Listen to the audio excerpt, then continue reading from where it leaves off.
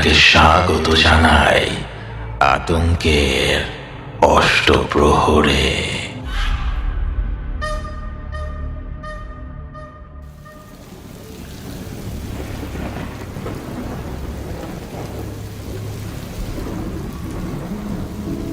আজকে যে ঘটনাটি শুনবেন, এই ঘটনাটি লিখেছেন ইসরাত জাহান এশা আপু। আশা করছি তার লেখা এই ঘটনাটি আপনাদের ভালো লাগবে। চলুন মূল ঘটনায় প্রবেশ করি। যদি কোনো 16 বছরের মেয়ের সাথে কোনো অমাবস্যার রাতে তুই ঘনিষ্ঠ হতে পারিস, তাহলে তুই তোর সকল জাদু ক্ষমতা ফেরত পাবি। আর সেই মেয়ের গর্ভে যে সন্তান আসবে, সে তোর থেকে আরো শক্তিশালী হবে। আসছে অমাবস্যায় আমরা ফিরে পাবো আমাদের পুরনো শক্তি। দাউ দাউ করে জ্বলছে প্রতিশোধের আগুন। শেষ করে দেব, সব কিছু শেষ করে দিয়ে সবাই চলে আসবে আমাদের দলে। 50 বছরের অপেক্ষার প্রহর তবে শেষ হতে চলল। ফিরিয়ে আনবো সবাইকে। আমি চণ্ডী, কখনো হার শিখিনি। সকল শয়তানের শক্তি, সকল জাদুবিদ্যা আমার মাঝে আমি ধারণ করব। মা, আমি তোমার সৎ মেয়ে, তাই তুমি একটু ভুলের জন্য আমাকে মারছো? তুমি না আমার আপন খালা? ও মা, তুমি এমনভাবে কেন মারছো আমাকে? ঘরের সব কাজটা আমি করে দিই, তাও কেন তুমি আজকের এইটুকু বিষয় নিয়ে আমাকে মারছো মা গো? হার মেরো না, সহ্য করতে পারছি না। চামড়া ফেটে রক্ত বের হতে চললো যে। মরে যা, তুই একটা আপদ আমার কপালে জুটেছে। আজ থেকে এই অন্ধকার ঘরে তুই থাকবি। মরতে পারিস না? কত মেয়ে কত রোগে শোকে মারা যায়, তোকে কত রকম শাস্তি দেই, না খাইয়ে রাখি, তাও তুই মরিস না। আরো সুন্দর রূপে রূপবতী একটা ডাগর মেয়ে হয়ে উঠেছে। বলতে বলতে বাম গালের ওপর গরম খুন্তি বসিয়ে দিল অথরা চৌধুরী। আসমানি চিৎকার করে উঠে সেই ঘরেই অজ্ঞান হয়ে পড়ে গেল। তুমি কি মানুষ না রাক্ষসী? হাত থেকে একটা গ্লাস পড়ে গেছে, তার জন্য মেয়েটার সাথে এত খারাপ ব্যবহার তুই করতে পারিস? তোর ভিতর কি আল্লাহর ভয় আসে না? তুই তোর আপন খালা, তাও কেন নিজের বোনঝির সাথে এত জঘন্য আচরণ করতে পারিস তুই? তোর কি মায়া বলে কিছুই নেই? চুপ থাক বুড়ি। হ্যাঁ, আমি রাক্ষসী। তোর সমস্যা এতই যখন, তোর নাতির জন্য যখন এতই দরদ, জানা তুই এই বাড়ি থেকে তোর নাতিকে নিয়ে চলে যা। তুইও তো কম অন্ন ধ্বংস করিস না। খুব তাড়াতাড়ি তোদের সবগুলোকে বিদায় করব। তুমি আমাকে তুই তুকারি করছো? আমি তোমার মায়ের সমতুল্য।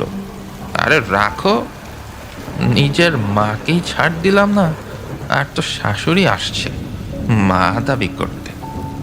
না, তোর মুখে মা ডাক শোনার মতো ইচ্ছে আমার নেই। তার চেয়ে মরণ ভালো রাক্ষসী তুই একটা। সামান্য একটা গ্লাসের জন্য মেয়েটাকে এত শাস্তি তুই দিতে পারলি? শোন বুড়ি, আমি মোটেও ওই গ্লাসের জন্য ওকে আজ মারিনি। তুই জানিস ও আজকে কি কাণ্ড ঘটিয়েছে? ওকে আমি কতবার বলেছি, আসমা তুই মেহমানের সামনে বের হবি না, তুই কারো সামনে যাবি না, কিন্তু ও আমার একটা কথাও শোনেনি। আজ চাঁদনিকে ছেলেপক্ষ দেখতে এসেছিল, কিন্তু তোর নাতি যখন ছেলেপক্ষ আসে হঠাৎ করে তাদের সামনে চলে যায়। আমার চাঁদনি, যার গায়ের রং দুধে আলতার মতো, সারাক্ষণ যাকে আমি পুতুলের মতো যত্ন করে সাজিয়ে রাখি, সেইখানে চাঁদনিকে না, বরং কাজের বেটির মতো দেখতে তোর নাতি ওই আসমাকে পছন্দ হয়েছে ছেলেপক্ষর। এই অবস্থায়, ওই বিচ্ছির অবস্থায় দেখেই ছেলের মায়ের যেন চোখের পলক পড়ে না। এখন আসমাকে বউ করে নিতে চায়। লাগাম দাও মুখে, আসমানিকে কাজের মেয়ে মতো করে রাখো তুমি। আসমানি দেখতে এমনিতেই সুন্দরী, ওকে সাজানোর প্রয়োজন হয় না। ও সবসময় মুখ তার মতো ঝলমল করে। আর চাঁদনিকে তো তুমি টাকা দিয়ে সুন্দর করেছ, পিতলের পাতিলের মতো কদিন পর পর ঘষা মাজা করতে হয়, না হলে যে কালচে ভাব তৈরি হয় তখন খুবই বিশ্রী লাগে। ও তো বড়, তাহলে ওকে রেখে চাঁদনিকে বিয়ে দিতে চাইছো কেন? বলি, আগে ওকেই বিয়েটা দাও না, তাহলেই তো আর আপদ ঘরে থাকে না। মুখ সামলে কথা বলুন, চাঁদনিও কিন্তু আপনারই নাতি। কেন, তুমি না বললে আমার নাতি আসমানি? মম, মম, তাড়াতাড়ি একটু রুমে আসো তো। হ্যাঁ চাঁদনি মা, আসছি। মা, ওই মেয়েটার জন্য আমি কি রায়ানকে হারিয়ে ফেলবো? মা দেখো, রায়ানকে প্রথম দেখায় আমি ভালোবেসে ফেলেছি। তুমি যদি সত্যি আমাকে ভালোবাসো তাহলে আমার ভালোবাসাকে আমার কাছে ফিরিয়ে দাও। আচ্ছা মা, আমি কি আসমার থেকে দেখতে সুন্দর না? আচ্ছা, আচমকা ওর এত রূপ কই থেকে এলো? মাঝে মাঝে আমিও ওর দিকে তাকালে আর চোখই ফেরাতে পারি না। ও কে মা? ওর মাঝে না অদ্ভুত কিছু একটা আছে, না হলে এমনটা হয় কিভাবে? আমি 2 দিন পার্লারে না গেলে কেমন হয়ে যাই, কিন্তু ও এমন কেন? শোন, ওসব তোর মনের ভুল। ওকে তো আমার দেখলে শরীর জ্বলে ওঠে, মনে হয় ও আমার জন্মশত্রু। আর ওর আজ বামগাল পুড়িয়ে দিয়েছি, ওকে আর কখনো সুন্দর লাগবে না। আসমানি নিজেকে নতুন কোনো একটা জায়গায় আবিষ্কার করলো, যেখানে শুধুই রাত, দিনের আলো পর্যন্ত বোঝা যাচ্ছে না। চারিদিকে জঙ্গল আর শো শো বাতাস বইছে। হঠাৎ আসমানি পেছনে একটা শব্দ শুনতে পেল। তাকিয়ে দেখলো এক বেদঘুটে আকৃতির পিশাচিনী ওর দিকে তেড়ে আসছে। আসমানি ভয়ে দৌড়ানো শুরু করে। দৌড়াতে দৌড়াতে আসমানি বড় একটা আম গাছের নিচে এসে দাঁড়ালো। হঠাৎ কারো শব্দ শুনতে পায় আসমানি। মা, আমাকে তুই বাঁচা, নিয়ে যা আমাকে এখান থেকে, তুই তাড়াতাড়ি আয় আসমানি, আমাকে বাঁচা। কে তুমি? কই থেকে আমাকে ডাকছো? সামনে এসো। আমার সাথে এভাবে গায়েবীভাবে কথা বলছো কেন? মা, আসমানি তুই আমাকে বাঁচা। কে তুমি? সামনে এসো। আসমানের মাথায় কিছু একটা দিয়ে আঘাত করা হয়। আসমানি চিৎকার দিয়ে উঠে নিজেকে আবিষ্কার করলো অন্ধকার একটা ঘরে। আসমানি এবার প্রচণ্ড রকম ভয় পেয়ে যায়। আসলেই কি এটা বাস্তব কিছু ছিল নাকি স্বপ্ন? আসমানি রাতারাতি ঘামতে শুরু করে। ভয়ে আসমানির গলা শুকিয়ে আসছে। আসমানি আস্তে আস্তে উঠে দাঁড়ায়, দরজায় গিয়ে বারবার ধাক্কা দিচ্ছে আর বলছে, মা, আমার অনেক ভয় করছে, বের করো এখান থেকে। ও দাদি, আমাকে বার করো, আমার অনেক ভয় লাগছে, আমাকে এই ঘর থেকে বার করো। আসমানি চিৎকার দিতে দিতে কাঁদতে শুরু করে আর দরজা ধাক্কাতে থাকে, কিন্তু কারো কোনো সারা শব্দ সে পাচ্ছে না। আস্তে আস্তে আবারও আসমানি অচেতন হয়ে পড়ে। মিসেস অধরা, আপনি যেভাবে চাইছেন এটা সম্ভব না, কারণ আপনার শ্বশুর সকল সম্পত্তি ওই আসমার নামে করে দিয়ে গেছে। এখন চাইলেও আপনি এই জায়গা বিক্রি করতে পারবেন না। উকিল সাহেব, এটা কিভাবে সম্ভব? আমার শ্বশুর নিখোঁজ আরও 10 বছর আগে থেকে, সে কিভাবে আসমানিকে সব কিছু লিখে দিল? দেখুন, সে নিখোঁজ হওয়ার আরও 2 বছর আগেই তার সব সম্পত্তির মালিক করে গেছেন ওই আসমানিকে। তখন আসমানির 18 পূর্ণ হয়নি, তাই আপনাদের দায়িত্ব ছিল, কিন্তু এখন সম্পূর্ণ সম্পত্তির মালিক ও নিজেই। আপনারা চাইলেও এখন কিছুই করতে পারবেন না, আর ওকে মেরে ফেললে ওর সব কিছু ওই এতিমখানায় চলে যাবে। তাহলে এখন কি করতে পারি? দেখুন, ওর থেকে যেভাবেই হোক সই করিয়ে নিতে হবে। আচ্ছা ঠিক আছে, দেখছি। অধরা দৌড়ে স্টোর রুমে যায়। দরজা খুলে দেখে পুরো ঘর অন্ধকার, আর কোনো শব্দ পাওয়া যাচ্ছে না। মোবাইলের ফ্ল্যাশ অন করে খুঁজতে শুরু করলো সে আসমানিকে। আসমা, আসমা, অধরা ডাকতে শুরু করে, কিন্তু কোথাও আসমানিকে দেখা যাচ্ছে না। হঠাৎ পায়ের সাথে কিছু একটা ধাক্কা খেয়ে মাটিতে পড়ে যায় অধরা। হুড়মুড় খেয়ে অধরা আসমানির গায়ের ওপর পড়ে যায় এবং ভয়ে চিৎকার করে ওঠে। চাঁদনি অধরার চিৎকার শুনে দৌড়ে চলে আসে। মম, মম, কোথায় তুমি? কি হয়েছে তোমার? এই যে আমি স্টোর রুমে। একটা টর্চ নিয়ে এসো তো, আর তোমার করিম চাচাকে ডাকো, সে যেন তাড়াতাড়ি স্টোর রুমে আসে। চাঁদনি করিম সাহেবকে ডেকে স্টোর রুমে নিয়ে যায়। কি হয়েছে ম্যাডাম? জরুরি তলব। হ্যাঁ, আসমানিকে এখান থেকে নিয়ে ওর রুমে শুয়ে দিয়ে আসুন। আসমানি নামটা শুনে আঁতকে উঠল করিম সাহেব। তার মানে আসমানি এই বাড়িতেই থাকে? আর এত বছর আমি এখানে আছি, কখনো দেখিনি। আমি তো ভেবেছি যে ওকে ওর মায়ের সাথেই সরিয়ে ফেলা হয়েছে। অধরা করিম সাহেবের দিকে ধমকের সুরে বলে উঠল, কি হলো চাচা? তুলুন, ওর ঘরে নিয়ে শুয়ে দিন ওকে। করিম সাহেব নীরবতা ভেঙে আসমানিকে কোলে তুলে রুমে দিয়ে আসে, আর ভাবতে শুরু করে আসমানি এখানেই আছে। এই খবরটা আজকেই ওস্তাদকে পৌঁছাতে হবে, কিন্তু কিভাবে এখান থেকে যাব তার উপায় বের করতে হবে। বেশি দেরি করা যাবে না। আরে মেয়েটাকে ওই পিশাচিনি না জানি কত যন্ত্রণা দিয়ে রেখেছে। কবে যে এই অন্ধকার ছায়া এখান থেকে কেটে যাবে কে জানে। চাঁদনি মা, যা তো ডাক্তারকে ডেকে নিয়ে আয়। ওকে মেরে ফেলা যাবে না, বাঁচিয়ে রাখতে হবে, না হলে আমাদের প্ল্যান সব শেষ। ওকে মম। আচ্ছা মা, তুমি না বললে আসমার গালে তুমি গরম খুন্তি চেপে ধরেছিলে? কই, কিছুই তো বোঝা যাচ্ছে না। আরে আমি সত্যি এটা করেছি, কিন্তু নিজের চোখে আমি যা দেখছি এটা সত্যিই হতে পারে না। ওর গালে তো ফোসকা পড়ে গিয়েছিল, কই গেল সেটা? আচ্ছা, এটা পরে ভাবা যাবে, আগে ডাক্তার দেখে যাক। আসমানিকে ডাক্তার দেখানোর পর ডাক্তার কিছু ওষুধপত্র দিয়ে গেল। আসমার দাদু আসমার পাশে বসে রইল এবং সেই তার সেবা করতে থাকলো। রাতে সকল ঝামেলা মিটিয়ে অধরা ঘুমানোর প্রস্তুতি নিল। হঠাৎ অধরার কানে কানে কিছু অদ্ভুত আওয়াজ আসতে শুরু করলো। অধরা ভয়ে এক পা সামনে আগায়, দুই পা পেছনে ফিরে যায়। কে এমন অদ্ভুত শব্দ কে করছো? সাড়া দাও। তুই আমাকে চিনতে পারছিস না? আমি চণ্ডী, তোর মা। চণ্ডী? আমার মা? আয়, আয়নার সামনে আমাকে দেখে যা।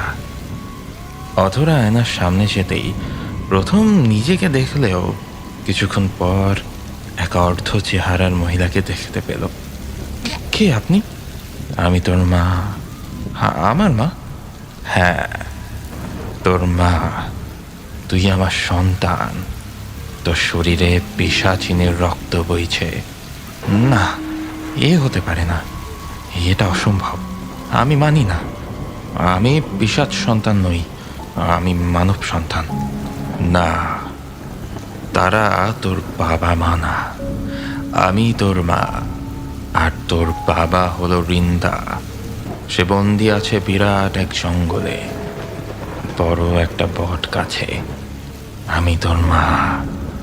তুই যাকে মা বলে জানিস, আমি তার সন্তান বদলে তোকে রেখে আসি, যাতে তুই সুস্থ থাকিস। না হলে যে কোনো সময় তোর উপর বিপদ আসতে পারত। তাহলে আমার জায়গায় যে ছিল সে কোথায়?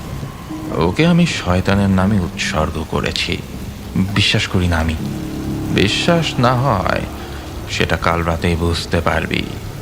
ভরা পূর্ণিমার রাতে যখন তোর শরীরে প্রচণ্ড ব্যথা, তুই অনুভব করবি শরীর জ্বলে পুড়ে আসবে।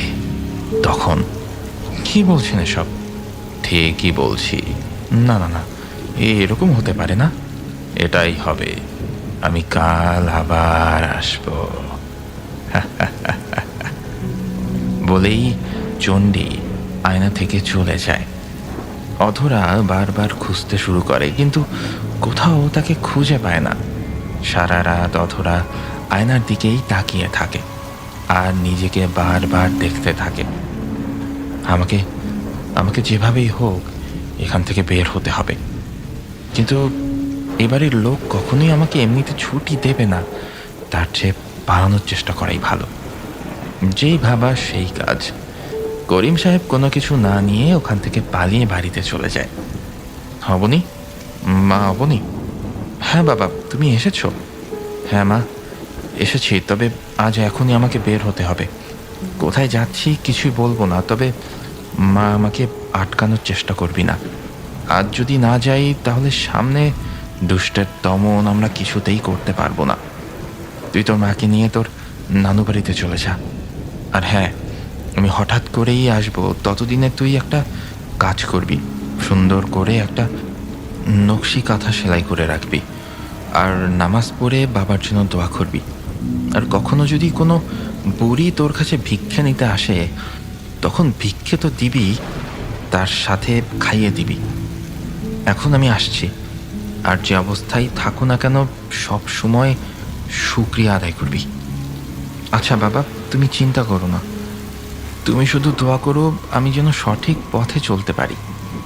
আচ্ছা মা, আমি তাহলে আসি, বিদায় দে। ফিয়ামানিল্লাহ। করিম সাহেব দৌড়ে চলে গেল উত্তরের জঙ্গলের দিকে। পুরো জঙ্গলটা পেরিয়ে একটি নদী। যেভাবেই হোক এই নদী আমাকে পেরিয়ে যেতেই হবে, কিন্তু এত বড় নদী কোথায় নৌকা পাবো তা অনেকক্ষণ ধরে ভাবতে ভাবতে হঠাৎ একটি বৃদ্ধ লোক এসে সামনে দাঁড়িয়ে রুক্ষ গলায় জিজ্ঞেস করল, কে হে আগন্তুক তুমি? আমি করিম, আর আমার অনেক তাড়া রয়েছে আজকে। আচ্ছা, আপনি কি আমাকে এই নদীটি পার করে দিতে পারেন? তুমি কি জানো এই নদী সহজে কেউ পার হতে পারে না? জানি, তবে আমাকে পার হতেই হবে। যেভাবেই হোক ওপারে আমাকে যেতেই হবে, কিন্তু কিভাবে তা জানি না। তবে এটুকু জানি আল্লাহ একটা ব্যবস্থা করে দেবেন। আমি তোমার একটা পরীক্ষা নেব, যদি তুমি উত্তীর্ণ হও তাহলে আমি তোমাকে ওপারে দিয়ে আসব। আরও যদি আমার কোনো সাহায্য তোমার দরকার হয় সেটাও করব। আচ্ছা। মনে করো আমি তোমাকে নদীর মাঝখানে নিয়ে ফেলে দেওয়ার চেষ্টা করছি বা ফেলে দিয়েছি, এমত অবস্থায় তুমি ভয় পেতে পারবে না। করিম সাহেব লক্ষ্য করলেন আসলেই সে নদীর মাঝখানেই আছেন, আর পানিতে বেশ জোরে জোরে ঢেউ শুরু হয়েছে। এমনভাবে নৌকা নড়াচড়া করছে এই বুঝি সেটা উল্টে যাবে, কিন্তু তার মনে কোনো ভয় কাজ করছে না। তবে তার উদ্দেশ্য সে পৌঁছাবে। সাথে সাথে সে নৌকায় 2 রাকাত নফল নামাজের নিয়ত করে দাঁড়িয়ে গেল। নামাজের সালাম ফিরানোর সাথে সাথে নৌকাটা উল্টে গেল। সাথে সাথে সেই নৌকায় 2 রাকাত নফল সালাত আদায় করেছে। করিম সাহেব পুনরায় তাকে নদীর পাড়ে সেই দাঁড়ানো অবস্থায় দেখতে পেল। যদিও কিছুক্ষণ আগে নামাজ শেষ করার পরেই সে দেখেছিল নৌকাটা উল্টে গিয়েছিল। সে সেই দাঁড়ানো অবস্থাতেই বারবার চোখ কচলাতে শুরু করলো। আমি এখানে আছি, তাহলে নদীর পাড়ে কেমন করে এলাম? আচ্ছা, আপনি কে বলুন তো? নৌকাতে উঠুন, তারপর না হয় পরিচিত হই। না না, আগে বলুন। ভয় পাচ্ছেন কেন? ভয় পাওয়ার কিছুই নেই। আপনি তো আপনার রব ব্যতীত কারো ভয় পান না। আমাকে বিশ্বাস করতে অসুবিধা কোথায়? আপনি যার গোলামি করেন আমিও তারই গোলামি করি।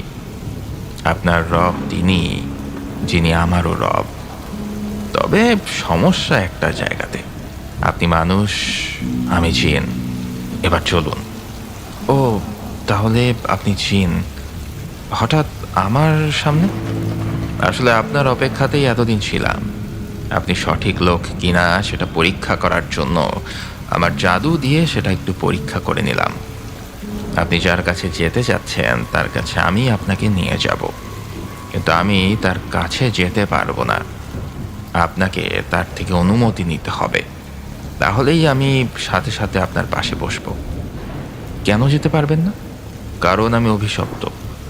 একটু ভুলের জন্য আমাকে এতগুলো দিন এইভাবে আপনার অপেক্ষায় থাকতে হয়েছে, আর এতদিনে আমি আমার ভুল বুঝতে পেরেছি। শুধু আপনি সাথে করে নিয়ে চলুন। আপনি পারবেন আমাকে ওস্তাদের থেকে অভিশাপ মুক্ত করতে। আর আজই সেই পূর্ণিমার রাত যার কথা তখন বলা হয়েছিল। কেন অভিশপ্ত করা হয়েছিল আপনাকে? আমি পিশাচদের কাছে সকল গোপন তথ্য প্রকাশ করে দিয়েছিলাম, কিন্তু শেষে আমাকে তারা যে শক্তি দেওয়ার কথা বলেছিল তা তো দেয়নি, বরঞ্চ আমাকে মেরে ফেলার হুমকি দিয়েছে। তার জন্যই ওস্তাদ আমাকে অভিশপ্ত করেছিলেন। আমরা মনে হয় এসে গেছি। নামুন তাহলে। আচ্ছা, আপনার নামটা? নুহাজিন। নুহাজিন করিম সাহেবের হাত ধরল। তারপর বড় একটা পাহাড় পেরিয়ে ছোট্ট একটা দ্বীপের পাশে গিয়ে থামল। সেখানে ছোট একটা মসজিদ, যা দেখতে বেশ চমৎকার। জনাব, আপনি এখন ওইখানে যান, আমি আর যেতে পারবো না। মনে করে আমার কথাটা বলবেন। আচ্ছা, জাজাকাল্লাহ খায়রান। করিম সাহেব আস্তে আস্তে ভেতরে প্রবেশ করলেন।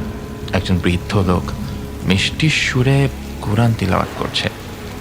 করিম সাহেব আস্তে আস্তে তার পাশে বসে শুনছে। কোরআন পড়া শেষ করে তিনি জিজ্ঞেস করলেন, কে তুমি বাবা? আসসালামু আলাইকুম ওস্তাদ, আমি করিম। ওয়ালাইকুম আসসালাম। তো কি খবর? আসমানিকে খুঁজে পেয়েছি। কোথায় আছে এখন? ওই বাড়িতেই আছে, কিন্তু আগে কখনো বের হয়নি। ওরা ওকে আটকে রেখেছে, কাজের মেয়ের মতো কাজ করিয়েছে। আস্তে আস্তে করিম সাহেব সব ঘটনা খুলে বলেন। ও আচ্ছা, তাহলে আসার সময় নুহা তোমাকে সাহায্য করেছে? জি ওস্তাদ। নুহা, এদিকে আয়। নুহা দৌড়ে করিম চাচার পেছনে বসে পড়ে। ওস্তাদ, আমাকে ক্ষমা করুন। ওই পিশাচদের সাথে হাত মিলিয়ে আমি বিশ্বাসঘাতকতা করেছি। আপনি আমাকে ক্ষমা করুন। আমি আর কখনো আপনার অবাধ্যতা করব না ওস্তাদ।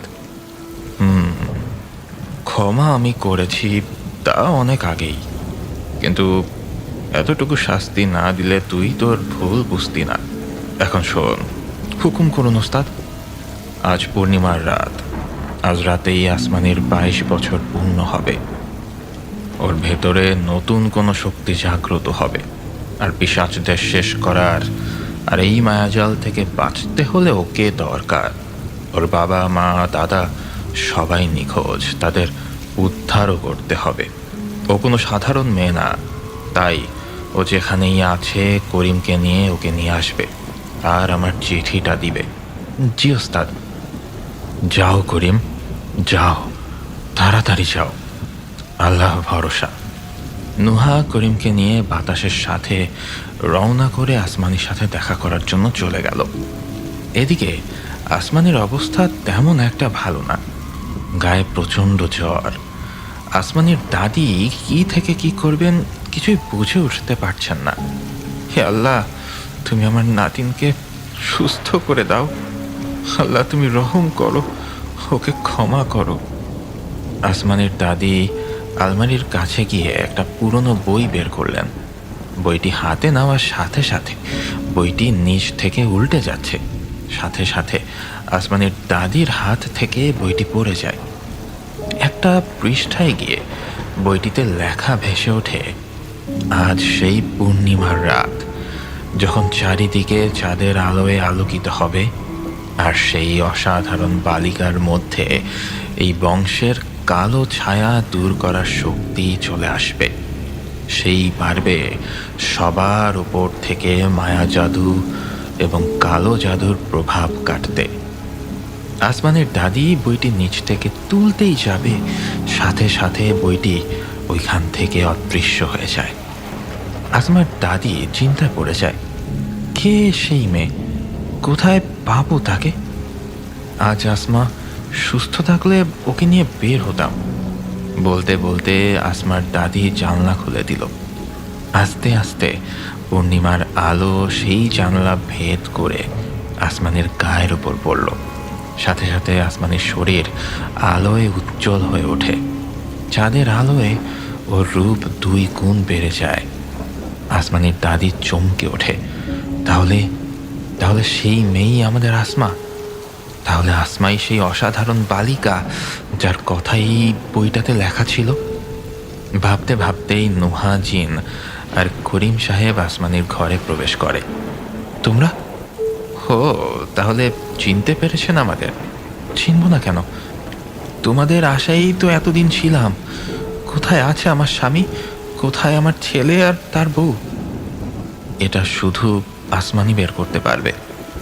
আসমানি সেই অসাধারণ বালিকা, বলল নুহা। পূর্ণিমার আলো চারিদিকে ছড়িয়ে যাওয়ার সাথে সাথে অধরার গায়ে প্রচণ্ড ব্যথা শুরু হয়। সে সহ্য করতে না পেরে চিৎকার দিয়ে ওঠে এবং আয়নার সামনে দাঁড়ায়। সে তার মাকে ডাকতে থাকে। সাথে সাথে সেই অর্ধ চেহারার মহিলা আবারও আয়নার সামনে আসে। কে? এবার বিশ্বাস হলো তো? হ্যাঁ মা, কিন্তু আমি এই ব্যথা সহ্য করতে পারছি না। প্লিজ প্লিজ মা, তুমি আমার এই ব্যথা কমিয়ে দাও। আমি চাইলেই সেটা পারবো না। এই ব্যথা কমানোর জন্য একটা যুবতী মেয়ে দরকার, যার বয়স 18 থেকে 20। অধরা ভাবতে শুরু করে, এখন এই মুহূর্তে এমন মেয়ে সে কোথায় পাবে? আর আসমানের বয়স এখন 22। তা ওকে দ্বারা কখনোই সম্ভব না। তাহলে নিজের মেয়ে চাঁদনি ছাড়া এখন তো আর কেউ নেই। নিজের মেয়েকে এখন শেষ করতে হবে ভেবে বুকটা কেঁপে ওঠে অধরার। কি ভাবছিস আমি জানি, কিন্তু কিছু করার নেই। তুই চাঁদনিকে ডাক, আমি তোদের সবাইকে এখান থেকে নিয়ে যাব। অধরা ব্যথা সহ্য করতে না পেরে চিৎকার করে চাঁদনিকে ডাকে। চাঁদনি মায়ের চিৎকার শুনে দৌড়ে অধরার রুমে আসে। এসে মায়ের কদর্য রূপ দেখে সে ভয়ে চিৎকার দিয়ে পিছিয়ে যেতে থাকে। মা, তোমার এই অবস্থা কেন? আর আয়নার মধ্যে উনি কে? চাঁদনি, তুই আমার কাছে আয়, তাড়াতাড়ি কাছে আয়, তুই পেছনে যাস না। চাঁদনি পালানোর চেষ্টা করলে অধরা ওর হাত ধরে ফেলে। অধরা চাঁদনির হাত ধরে আয়নার উপরে সেটা রাখলো। অধরা আর চাঁদনি আয়নার মধ্যে অদৃশ্য হয়ে গেল। চাঁদনি নিজেকে একটা ভয়ঙ্কর জঙ্গলে আবিষ্কার করে। চারিদিকে তাকাতেই অধরার চিৎকার শুনতে পায় সে। মা, মা, তোমার কি হয়েছে? তুমি এমন করছো কেন? আর তোমার শরীরে এমন বৃদ্ধের মতো ছাপ পড়েছে যে? হুমা, কথা বলো। এরা কারা? এরা কি চায়? কে তোর মা? কেউ তোর মা না, অধরা আমার মেয়ে, পিশাচ সন্তান সে। এখন তোকে শয়তানের নামে বলি দিয়ে ওকে পুনরায় যুবতী করে ফিরিয়ে আনবো। ও হবে শক্তিশালী, অনেক শক্তিশালী। প্লিজ তোমরা আমাকে ছেড়ে দাও। তোমাদের দেখলেও আমার কেমন ভয় করছে। আমাকে তোমরা মেরো না। ও মা, তুমি না আমাকে অনেক ভালোবাসতে? চাঁদনি মা মা বলে চিৎকার করতে থাকে, কিন্তু ওর কথা কেউ শুনছে না। 5 তারার মতো একটা বৃত্ত এঁকে সেখানে চাঁদনিকে শুইয়ে দেওয়া হয়। চাঁদনি আমাকে ছেড়ে দাও বলে চিৎকার করতে থাকে। সে বলতে থাকে তার শরীর পুড়ে যাচ্ছে। চাঁদনির শরীরে যতই যন্ত্রণা বাড়ছে ততই অধরার যন্ত্রণা কমে আসছে। এবার চণ্ডী মন্ত্র পড়া একটা সুই না চাঁদনির নাভি বরাবর ঢুকিয়ে দেয়। চাঁদনি আর কোনো কথা বলতে পারছে না, শুধু গলা কাটা মুরগির মতো ঝরঝর করছে। সেই 5 তারা অঙ্কনের মধ্যে চাঁদনির শরীর থেকে রক্ত বেরিয়ে অধরার শরীরে প্রবেশ করছে। চাঁদনির শরীরের চামড়াগুলো বৃদ্ধ মানুষের মতো থেতলে আসছে। আস্তে আস্তে সে কঙ্কালে পরিণত হয়ে যায়, আর অধরা 18 বছরের যুবতী হয়ে ওঠে, যেন সে সুন্দরী কোনো এক রমণী। আসমানি গায়ে চাঁদের আলো পড়তেই আসমানি পুরো শরীর থেকে আলো রশ্মি বের হতে থাকে। কতক্ষণ পর আসমানি উঠে বসে এবং জিজ্ঞেস করে, আপনারা কারা? আমি নুহা জিন, আর উনি করিম চাচা তোমার। এখানে কেন আপনারা? তোমাকে নিয়ে যেতে। তুমি সেই অসাধারণ বালিকা। তোমার বাবা মা দাদার ছোট ভাইকে পিশাচেরা বন্দি করে রেখেছে। তাদের মুক্তি আর পিশাচের জাদু শক্তি একমাত্র তুমিই ধ্বংস করতে পারবে। কিন্তু কোনো কিন্তু না। হ্যাঁ আসমা, তুই সেই মেয়ে। চলে যা তোর পরিবারকে উদ্ধার করতে, চলে যা। আসমা নুহা আর করিম চাচার সাথে চলে যায় ওস্তাদের কাছে। মাস মানি, তুমি এসেছো? হ্যাঁ, এতদিন তোমার অপেক্ষায় ছিলাম। শোনো, তোমার তো অনেক কাজ পড়ে আছে মা। তোমাকে আজই যেতে হবে তোমার ভাইয়ের খোঁজে। কিন্তু ওস্তাদজি, আমার ভাই কোথায়? তোমার ভাই মায়া জাদুর একটা গ্রামে আছে। সেখানে একটা জঙ্গলে বট গাছের মধ্যে কালো জাদুর মাধ্যমে তাকে আটকে রাখা হয়েছে। কিন্তু আমি সেখানে কিভাবে যাব? নুহা তোমাকে নিয়ে যাবে। আর তুমি এই কালো কাপড়টা রাখো। এতে কোনো মানব পুত্র বা জিন তোমার উপর কুনজর দিতে পারবে না। তবে পানিতে তোমার সৌন্দর্য প্রকাশ পাবে, সাবধান। আর তোমার ভাইয়ের কাছে একটা বই আছে, ওইখানে তোমার ধর্মীয় বিধিনিষেধ আছে। সেটা তুমি অধ্যয়ন করলে তুমি সকল বিষয় জানতে পারবে। আর তোমার ভাইকে নিয়েই তুমি তোমার বাবা মাকে খুঁজতে যাবে। তাহলে আমরা রওনা দিই। উস্তাদ আমাদের জন্য দোয়া করবেন। মা, হ্যাঁ, আমার চেহারা তো পরিবর্তন হয়ে গেল। এত সুন্দর আমি আমি ভাবতেই পারছি না। মা, আমি একটা জাদুর আয়না চাই, যে আমাকে বলে দেবে আমার থেকে আর কেউ সুন্দরী আছে কিনা। সকল জায়গার খবর আমি দেখতে পারবো। অধরা বলল, এই নাও, এইটা জাদু আয়না। এই আয়নায় তুমি সব থেকে সুন্দরীকে দেখতে পাবে, যে কোনো জায়গার খবর পাবে। এই আয়না, বলতো আমি কে? তুমি আমাকে আয়না ডাকছো কেন? আমি তো উষা। চুপ, বাজে কথা বন্ধ। জি পিশাচরানী। বল, আমার মতো কেউ সুন্দরী আছে? এখনো অমন কাউকে তো দেখতে পেলাম না। হাসতে হাসতে উষা আয়না থেকে অদৃশ্য হয়ে গেল। চণ্ডী ওর সঙ্গীদের আদেশ করে, এই, তোরা চাঁদনির কঙ্কালটা এদিকে নিয়ে আয়। মা, এই কঙ্কালটা দিয়ে কি হবে? এই মেয়ে থেকে তুমি যেমন তোমার জীবন নতুনভাবে ফিরে পেয়েছো, ওর কঙ্কালেই রয়েছে তোমার প্রাণ ভোমরা। এই কঙ্কাল যত্ন করে লুকিয়ে রাখতে হবে। যদি তোমার শত্রু জানতে পারে তাহলে কিন্তু তুমি শেষ। অধরা ভয় পেয়ে যায়। কি বলছো মা? তাহলে এটাকে তো খুব দ্রুত কোথাও লুকিয়ে ফেলা দরকার। চণ্ডী জাদুর মাধ্যমে কঙ্কালগুলো ছোট করে অধরার বাম চোখে ঢুকিয়ে দেয়। তোমার বাম চোখে রয়েছে তোমার প্রাণ ভোমরা। সামনে অমাবস্যার রাত, মাত্র 3 দিন বাকি। আমাদের সকল শক্তি ফিরে পাবো, সেই জন্য শুরু হোক আনন্দ ফুর্তি, গান বাজনা, সব কিছু মহাযজ্ঞ, সব কিছু শুরু করতে হবে। পিশাচিনীদের আস্তানায় শুরু হয় আনন্দ ফুর্তি, শয়তানের নামে বলি দেওয়া, এবং এই সব কিছু করা হয় নানা রকম পশু পাখির মাধ্যমে। নিশিকাল সবার মাঝখানে গিয়ে বলে ওঠে, থামো তোমরা, সবাই আনন্দ ফুর্তি করছো, কিন্তু আমি 16 বছরের রমণী কোথায় পাবো? কই থেকে নিয়ে আসবো? আমি কি শক্তি পাবো না? হ্যাঁ, তুই পাবি, কিন্তু তার আগে খুঁজে বের করতে হবে 16 বছরের যুবতীকে। আর যে অমাবস্যার রাত্রে তুই ওই যুবতীর সাথে রাত্রি যাপন করতে পারবি, সেদিন তোর শক্তি ফিরে পাবি। তুই তুই বের হয়ে যা, এখনই বের হ সেই রমণীর খোঁজে। চণ্ডী বলল, কিন্তু কিন্তু কোথায় খুঁজবো তাকে? শিমুলতলি নামে একটা গ্রাম আছে, ওই গ্রামে যেতে পারলে তুই খুঁজে পেয়ে যাবি। নিশিকাল দেরি না করে সেই গ্রামের উদ্দেশ্যে বের হয়। আচ্ছা নুহা, সেই জায়গাটার নাম কি? সেই জায়গাটা হলো ছোট্ট একটা গ্রাম, যেখানের মানুষ মায়াজালে আটকা। তবে পিশাচিনীদের না, বরং বজ্জিনের মায়ায় তারা আটকা।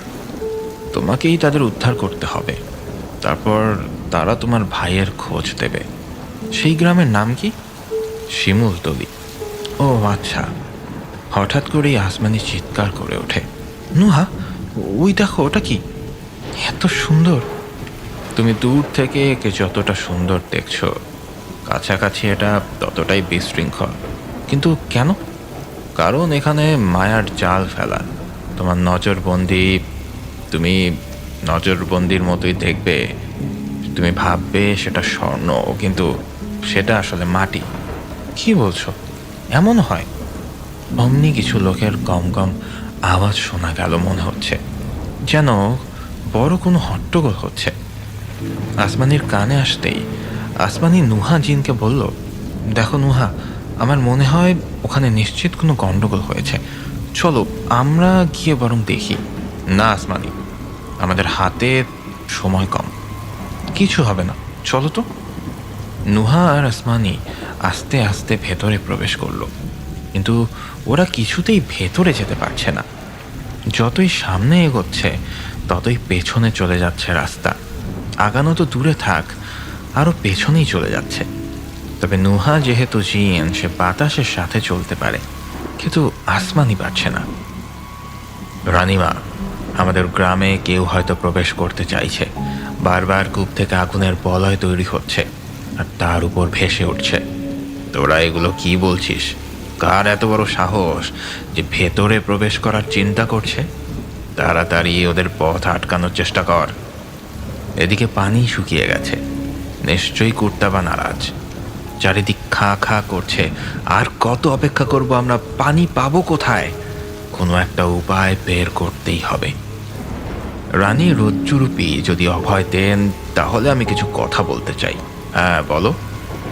আমাকে একজন আগন্তুক বলেছেন, যদি পানি পেতে চাও তাহলে কোনো যুবতী মেয়েকে কুর্তাবার নামে বলি দাও, তাহলে সে খুশি হয়ে তোমাদের পানি দেবে। কি বলো? এটা তো মারাত্মক কাজ, কিন্তু পানি তো দরকার। দেখো, তোমরা যেটা ভালো মনে করো। তাহলে কি আবার উপাসনা শুরু করব? হ্যাঁ, তাই করো, না হলে পানি ব্যতীত আমরা মারা যাব। তাতে তো কোনো এক যুবতী কন্যাকে ওই কূপে কুর্তাবার নামে বলি দিতে হবে, সেটাই করো।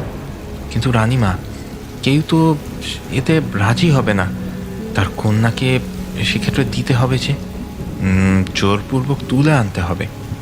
রাজি না হলে তাই করো, কিন্তু পানির দরকার। এভাবে হলে তো চলবে না, ধ্বংস হয়ে যাব আমরা। পানি আমাদের দরকার, তোমরা কি বুঝতে পারছো না? যাও, কোনো এক সুন্দরী যুবতীকে ধরে নিয়ে আসো। রজ্জু রানীর সৈন্যরা গ্রামে প্রথমে সবার সাথে আলোচনা করে, কিন্তু কেউ তার মেয়েকে বলি দিতে রাজি নয়। রজ্জু রানীর সৈন্যরা উপায়ন্ত না পেয়ে জোরপূর্বক সেই গ্রাম থেকে একটা যুবতী মেয়ে ধরে আনে। কি করব? এখন আমরা তো এগোতেই পারছি না, ভেতরে প্রবেশ করতে না পারলে জানবো কিভাবে যে কি হচ্ছে? আচ্ছা আসমানি, একটা বুদ্ধি আছে। আমি তো জিন, আমার প্রবেশে বাধা আসবে না, কিন্তু তোমার বাধা আসছে। এই কাঠিটা হাতে রাখো, তাহলে তুমিও বাতাসের সাথে ভেতরে প্রবেশ করতে পারবে। আচ্ছা দাও। আসমানি আর নুহা বাতাসের সাথে গ্রামের ভেতরে প্রবেশ করল। তারা দেখতে পেল ভেতরে নানা রকম মন্ত্র পড়ে একটা কালো বিড়ালের উপাসনা করা হচ্ছে। সবাই নাচ গান করে কুর্তাবাকে ডাকছে। সামনেই বসে আছে রানী রজ্জুরূপী আর তার স্বামী রুতবা। এবার সে যুবতীকে কুর্তাবা নামক কালো বিড়ালের মূর্তির সামনে আনা হলো। আস্তে আস্তে তাকে অর্ধনগ্ন করে হাত পায়ে বেড়ি বেঁধে নিচে শুইয়ে রাখা হলো। আমাকে এভাবে মেরো না, এভাবে মেরো না, আমাকে কেউ বাঁচাও। মেয়েটি বাঁচার জন্য সর্বশক্তি দিয়ে চেষ্টা করছে। সে চেষ্টা করছে উঠে আসার, কিন্তু তার শক্তি লোহার বেড়ির কাছে কিছুই না। বাঁচাও বাঁচাও বলে মেয়েটি আর্তনাদ করছে, কিন্তু কেউ কোনো কিছু আমলেই নিচ্ছে না। নাচ গান মন্ত্র পড়ে সবাই মেয়েটিকে বলি দেবে, সেই আনন্দে ব্যস্ত। এবার যুবতীকে বলি দেবার পালা। যখনই সেই যুবতীর গায়ে ছুরি দিতে যাবে তখনই আসমানি বলে উঠল, এই কি করছো তোমরা? এমন জীবন্ত একজন মানুষকে এভাবে কেন হত্যা করছো? আর মেয়েটিকে এভাবে কেনই বা বেঁধে রেখেছ? রুতবা রাগান্বিত কণ্ঠে বলে ওঠে, কে তুমি? এত বড় সাহস তোমার? তুমি আমার গ্রামে প্রবেশ করো? আর কিভাবেই বা প্রবেশ করলে তুমি? আমি আসমানি, আমি আপনাদের চিৎকার শুনে এখানে চলে এসেছি। এই মেয়েটাকে এত নির্মমভাবে মারছেন কেন আপনারা? সেই জবাবদিহি কি তোমাকে করব? এই বন্দি করো একে। সাথে সাথে নুহা আসমানির সামনে আগুন ছড়িয়ে দেয়। রুতবার সৈন্যরা সব থমকে দাঁড়ায়, কেউ আসমানির কাছে আসতে পারে না। রুতবা এবার আসমানিকে বলে ওঠে, কেন তুমি আমাদের কাজে বাধা দিতে আসছো? বিনা কারণে আপনি একটি মেয়েকে এভাবে একটা কালো বিড়ালের সামনে বলি দিচ্ছেন? মুখ সামলে কথা বলো মেয়ে, না হলে তোমাকেও বলি দেব। এটা আমাদের প্রভু কুর্তাবার মূর্তি, আমরা তারই উপাসনা করছি। একটা মূর্তির উপাসনা? আর এই মূর্তি যার কোনো প্রাণ নেই, তাও আবার দেখতে একটা বিড়ালের মতো। কি এর ক্ষমতা যে এরকম কালো একটা বিড়ালের উপাসনা করছেন আপনারা? আমরা পানির জন্য উপাসনা করছি। আমাদের কূপে এই 2 মাসের মধ্যে কোনোই পানি আসেনি। আর কুর্তাবা যখন আমাদের উপর রেখে যায়, তখন পানি বন্ধ হয়ে যায়। আর আমরা এই যুবতীকে তার নামে বলি দিয়ে তাকে সন্তুষ্ট করব, যাতে খুব তাড়াতাড়ি পানিতে কূপ ভরে ওঠে। এসব কি বলছেন? সেগুলো কোনো কথা? কিছু কিছু মৌসুমে অনেক জায়গার পানির স্তরই কমে যায়, হয়তো তেমন কিছুই হয়েছে। আর শুনুন, এসব কিছুই না।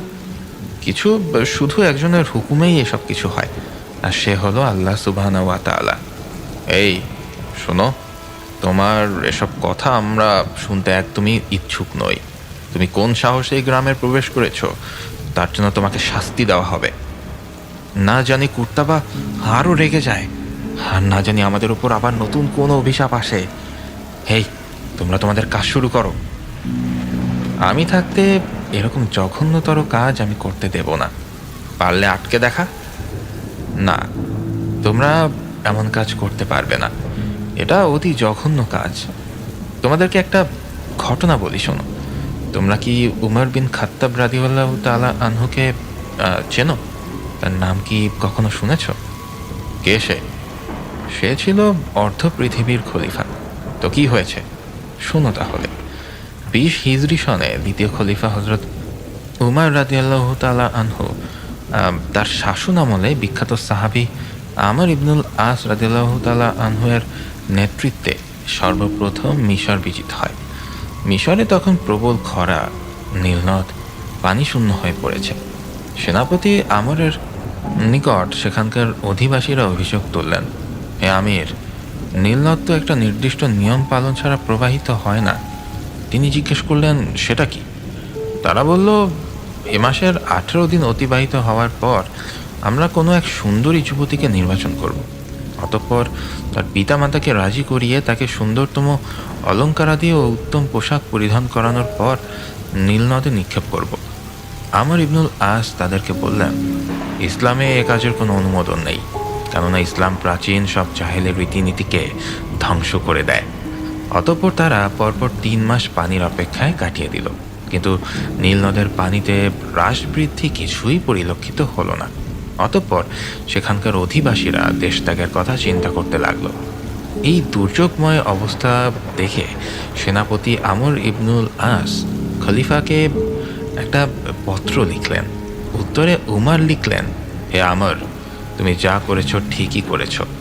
আমি এই পত্রের মাঝে একটি পৃষ্ঠা প্রেরণ করলাম, যা তুমি নীল নদে নিক্ষেপ করবে।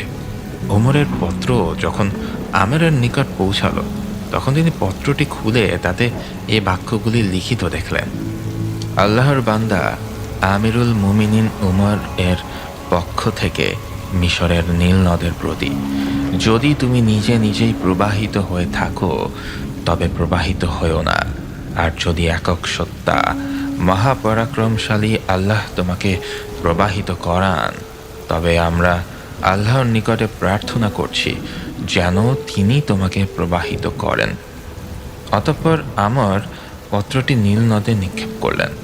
পরদিন শনিবার সকালে মিশরবাসী দেখল আল্লাহ তাআলা এক রাত্রেই নীল নদের পানিকে 16 গজ উচ্চতায় প্রবাহিত করে দিয়েছেন। তারপর থেকে আজও পর্যন্ত নীলনদ প্রবাহিতই রয়েছে, কখনো শুকিয়ে যায়নি। এই ঘটনাটির সূত্র আল বিদায়া ওয়ান নিহায়া। দেখো, হয়তো তোমাদের এখানে শুষ্ক মৌসুম চলছে, তাই পানি নিচে নেমে গেছে। আর তোমরা যার উপাসনা করো তার কোনো শক্তিই নেই এই পানি ওঠানামা করানোর। তো তুমি কি দিতে পারবে এই পানি? যদি আল্লাহ সহায় হন তবে অবশ্যই পারবো। রাগী কণ্ঠে রজ্জুরূপী বলে উঠল, তুমি কেন এই মেয়ের কথা শুনছো রুতবা? দাঁড়াও, আসলে এই কাজটি ঠিক না। এতটা জঘন্যভাবে একজন মেয়েকে হত্যা করা উচিত না। শোনো, আসমানি, তুমি যদি পানি এনে দিতে পারো তাহলে তুমি যা বলবে আমরা তাই করব। আর যদি না পারো তাহলে তোমার দেহ থেকে মাথা আলাদা করে ওই কূপের মধ্যে ফেলে দেব। আচ্ছা, তাই হবে। আমি আপনাদের এই গ্রামটা ঘুরে দেখতে চাই, আর ওই মেয়েটাকে আমি সাথে নিতে চাই। সব আয়োজন শেষে সেই যুবতীর বেড়ি খুলে মুক্ত করে দেওয়া হয়। তখন যুবতী আসমানিকে জড়িয়ে ধরে বলে, তুমি আমাদের বাঁচাও। এই গ্রাম মায়াজালে আবদ্ধ হয়ে আছে, যার জন্য এখানে কোনো কিছুই স্বাভাবিক না। দিন রাত, গরম শীত, কিছুই মনে হয় না। আচ্ছা, তোমার নাম কি? জুথি। আচ্ছা জুথি, এমন অবস্থা কবে থেকে হয়েছে? সে অনেক বছর আগের ঘটনা। একটা খারাপ লোককে গ্রাম থেকে বের করে দেওয়া হয়েছিল, সে ওই চুরির অপরাধে। পরে সে কালো জাদু শিখে এই গ্রামে এসে সবাইকে একটা মায়ার মধ্যে ফেলে দেয় আর অনেক রকম শাস্তি দেয়। পরে বলে যায় এই কালো বিড়াল কুর্তাবা তার উপাসনা করতে। তখন থেকেই তারা এমন। আচ্ছা, তুমি এত কথা কিভাবে জানো? আসলে তুমি আমাকে যেভাবে যুবতী দেখছো, আমি মোটেও তা নই। আমার বয়স প্রায় 250 বছরের মতো। ওই সময় আমি বৃদ্ধ ছিলাম, কিন্তু এই মায়ায় পড়ার পর থেকে পরম সুন্দরী আর রূপবতী হই, এবং এই একইভাবেই আছি। কিন্তু আজ যে এটা আমার জন্য কাল হয়ে দাঁড়াবে, আমি সেটা বুঝতে পারিনি। সব বুঝলাম। আমরা যা দেখছি তাহলে তা সব কিছুই সত্যি না, আবার যা ভাবছি না তাই সত্যি। নুহা বলল, আমার মাথা ঘোরাচ্ছে আসমানি। তুমি তাড়াতাড়ি ওস্তাদের সাথে একটু কথা বলো তো, আর কি করতে হবে একটু জিজ্ঞেস করো। কিছুক্ষণ পর নুহা বলে উঠল, তোমাকে এক টুকরো মাটি নিয়ে সূরা ইখলাস, ফালাক আর নাস পাঠ করে আমার হাতে দিতে বলেছে ওস্তাদজি। সব মায়া তিনি কেটে দেবেন। আসমানি খেয়াল করল নিচে কোনো মাটি দেখা যাচ্ছে না, সবই বালু। আসমানি বুঝতে পারে না এটা বালু না, না, এটাই বোধহয় মাটি। তাড়াতাড়ি এক মুষ্টি বালু নিয়ে সূরা পরে নুহার হাতে দিল সে। এদিকে সেই তান্ত্রিকের আস্তানায় দাউ দাউ করে আগুন জ্বলছে। তান্ত্রিক কোনোভাবেই বুঝতে পারছে না আসলে কি হচ্ছে। সে নিজেকে বাঁচাতে তার আগের আস্তানা ত্যাগ করে অন্য আস্তানায় চলে গেল। সেখানে গিয়ে সে ধ্যানে বসে দেখতে পায় তার দেওয়া সকল মায়া ওই গ্রাম থেকে উঠে যাচ্ছে। সাথে এটাও বুঝতে পারছে তার সময় ফুরিয়ে আসতে চলেছে। এবার সে উপায় খুঁজছে কিভাবে বাঁচবে। কিছুক্ষণ পর মুষলধারে বৃষ্টি শুরু হলো। আস্তে আস্তে চারিদিকের বাতাস শেষে লন্ড ভন্ড করে দিচ্ছে চারিটা দিক। 3 দিন টানা বৃষ্টি শেষে পুরো গ্রাম সবুজে ছেয়ে গেছে, যেন নতুন একটা গ্রামের জন্ম হয়েছে। নতুন নতুন মানুষজনের আনাগোনা শুরু হয়েছে। বোধহয় এতদিন এই গ্রামের লোকগুলো ঘুমিয়ে স্বপ্ন দেখছিল। পাশ থেকে একজন বলে উঠল, তুমি কি আসমানি? হ্যাঁ, তোমার জন্য আমরা আজ মায়াজাল থেকে মুক্তি পেয়েছি। আমি জানতাম তুমি আসবে। আপনি কে? আমি জিন্নাত, এখানেই একটা মসজিদের ইমাম ছিলাম। ওই তান্ত্রিক তার মায়া জাদু দিয়ে আমাদের বন্দি করে রেখেছিল। আর এই যে লোকগুলো দেখছো, এদের কারোরই কিছুই মনে নেই, কারণ এরা ঘুমন্ত একটা স্বপ্নের মধ্যে ছিল। ও আচ্ছা, এখন দয়া করে আমাদের একটা উপকার করবেন। কি উপকার বলো? শিমুলতলি গ্রামটা কোথায়? ওইখানে আমার ভাইকে বন্দি করে রাখা হয়েছে। তুমি এসো আমার সাথে, আমি তোমাদেরকে পৌঁছে দেব। আসমানি আর নুহা জিন্নাতের পেছনে হাঁটতে লাগলো। হাঁটতে হাঁটতে তারা একটা জঙ্গলের সামনে চলে এলো। নুহা বলল, এত বড় জঙ্গলের ভেতরে তো অনেক সাপ, বিচ্ছু এসব আছে, তাই না? জিন্নাত বলল, হ্যাঁ, তবে এটা পেরুলেই তোমরা তোমাদের জায়গায় পৌঁছে যাবে। আর তোমরা যদি তাদের মন জয় করতে পারো তাহলেই তারা তোমাদের সাহায্য করবে। তবে তারা কিন্তু কোনো ধর্মের লোক না। তবে তোমার ধর্মের সৌন্দর্য যদি ঠিকভাবে প্রকাশ করতে পারো তবে তারা তোমাকে অনুসরণ করবে। আসমানি বলল, আচ্ছা ঠিক আছে, আপনাকে অসংখ্য ধন্যবাদ আমাদের উপকার করার জন্য। জিন্নাত বলল, শোনো আসমানি, তুমি এই বইটা রাখো। এখান থেকে তুমি তাদের কিছু বলতে পারবে, আর আমার মনে হয় তারা তোমাকে মেনে নেবে এবং সাহায্য করবে। আসমানি আর নুহা দুজনেই জঙ্গলের দিকে এগোতে থাকে। যখন জঙ্গলের ভেতরে তারা চলে এলো, তখন খুব জোরে কারো কান্নার আওয়াজ তারা শুনতে পেল। নুহা শোনার সাথে সাথে বুঝতে পারে এটা আসলে কোনো মানুষের কান্নার আওয়াজই না, এটা কোনো জিনের কান্না, যে মানুষকে শুধু শুধু ভয় দেখায়। আসমানি আর নুহা সামনে এগোতেই কান্নার আওয়াজ আরও বেড়ে গেল। তখন নুহা প্রচণ্ড রাগ নিয়ে ধমকর সুরে বলে উঠল, কে রে বেয়াদব, জিন হয়ে মানুষের বাচ্চার মতো কান্না করছিস? নুহার ধমক খেতেই জিনটা বেরিয়ে এসে আসমানির কপাল বরাবর একটা ঢিল ছুঁড়ে মারল। আসমানি চিৎকার করে মাটিতে পড়ে গেল। নুহার আগে ওই জিনকে ঠাস করে একটা থাপ্পড় লাগিয়ে বলে উঠল, এত বড় সাহস তুই কোথায় পেয়েছিস যে তুই ওকে ঢিল ছুঁড়ে মারলি? তুই কে? আবার তুই তুকারিও করছিস? ভালো করে দেখ আমি কে। নুহাজিন, আপনি মাফ করবেন, আসলে আমি ওই মেয়েটাকে ভালোভাবে দেখতে পাচ্ছিলাম না, তাই আর কি ঢিল ছুঁড়ে মেরেছি। মাফ করুন, আমাকে মাফ করে দিন, আমি এখনই সব ঠিক করে দিচ্ছি। ওই জিন আসমানির কপালের ওপর জাদুর মাধ্যমে কাপড় ছুঁড়ে মারল, যেটা আসমানির কপালে একটা অটো ব্যান্ডেজ হয়ে গেল। তবে আসমানি বেহুশের মতোই মাটিতে পড়ে আছে। নুহা বলল, এখন বল তোর নাম কি? আমার নাম রায়ান। ও আচ্ছা, তো এখানে এভাবে সবাইকে ভয় দেখাচ্ছ কেন? আসলে আমার এই মুহূর্তে কোনো কাজ কাম নাই তো, তাই ওই একটু ভয় টয় দেখাচ্ছি আর কি। আচ্ছা, আপনারা কোথায় যাচ্ছেন? নুহা সব কিছু রায়ানকে খুলে বলল। রায়ান সবটা শুনে বলল, আমিও যাব আপনাদের সাথে। তোমাকে বিশ্বাস নেই বাপু? আমি জিন, সুতরাং জিন জাতিকে ভালোভাবেই চিনি। যে কোনো সময় তুমি আমাদের ক্ষতি করে দেবে, কারণ আমরা মানুষের থেকে নিজেদেরকে শ্রেষ্ঠ মনে করি। অহংকার আসলে তাদের কষ্ট দেয়। যেমন আল্লাহ কুরআনে বলেছেন, অনেক মানুষ অনেক জিনের আশ্রয় নিত, ফলে তারা জিনদের আত্মম্ভরিতা বাড়িয়ে দিত। আল জিন আয়াত 6। রায়ান বলল, না দেখো, বিশ্বাস করো, আমি তোমাদের কোনো কষ্ট দেব না। আমি আল্লাহর শাস্তি সম্পর্কে জানি। আমি একদম ভালো হয়ে যাব আর তোমাদেরকে সাহায্য করব। নিয়ে যাও না আমাকে তোমাদের সাথে। আচ্ছা যাও, তোমাকে নেব। এখন তাহলে তুমি কোনো মানুষের রূপ ধরে সামনে চলে এসো। আসমানি তোমার এরকম কদাকার ভয়ঙ্কর রূপ দেখলে ভয় পেয়ে যাবে। রায়ান মানুষের রূপে নুহার সামনে এলো। নুহা আসমানির মুখে হালকা পানি ছিটা দিতেই তার হুঁশ ফেরত এলো। আসমানি রায়ানকে দেখে বলে উঠল, উনি কে? আমি রায়ান, আপনাদের সাথী বলতে পারেন। ও আচ্ছা। আসমানি, নুহা, রায়ান সবাই মিলে শিমুলতলি গ্রামের উদ্দেশ্যে হাঁটা শুরু করলো। গ্রামে পৌঁছেই আসমানি অবাক হয়ে তাকিয়ে দেখল যে এত সুন্দর দৃশ্য যেন সে আগে কখনোই দেখেনি। একজন লোক আসমানিকে উদ্দেশ্য করে বলে উঠল, কে তুমি মা? চাচা, আমি আসমানি। আর ওনারা? আমি নুহা আর ও রায়ান। আপনি কে? আমি এই গ্রামের প্রধান রানুর বাদশা। ও আচ্ছা চাচা, আমরা বিশেষ একটা প্রয়োজনে এই গ্রামে এসেছি। যদি আমাদের কিছুদিন থাকতে দিতেন। কোনো সমস্যা নেই মা, তবে একটা কথা, আমার গ্রাম সুশৃঙ্খল। তোমরা কোনো হট্টগোল করলে কিন্তু দেহ থেকে মাথা আলাদা হয়ে যাবে। রায়ানের এই কথাটা একদমই ভালো লাগতো না। এই কথা শুনে তার চোখ দুটো যেন আগুনের ফুলকির মতো জ্বলে উঠল। কি এত সাহস, আমাদের দেহ থেকে মাথা আলাদা করবে?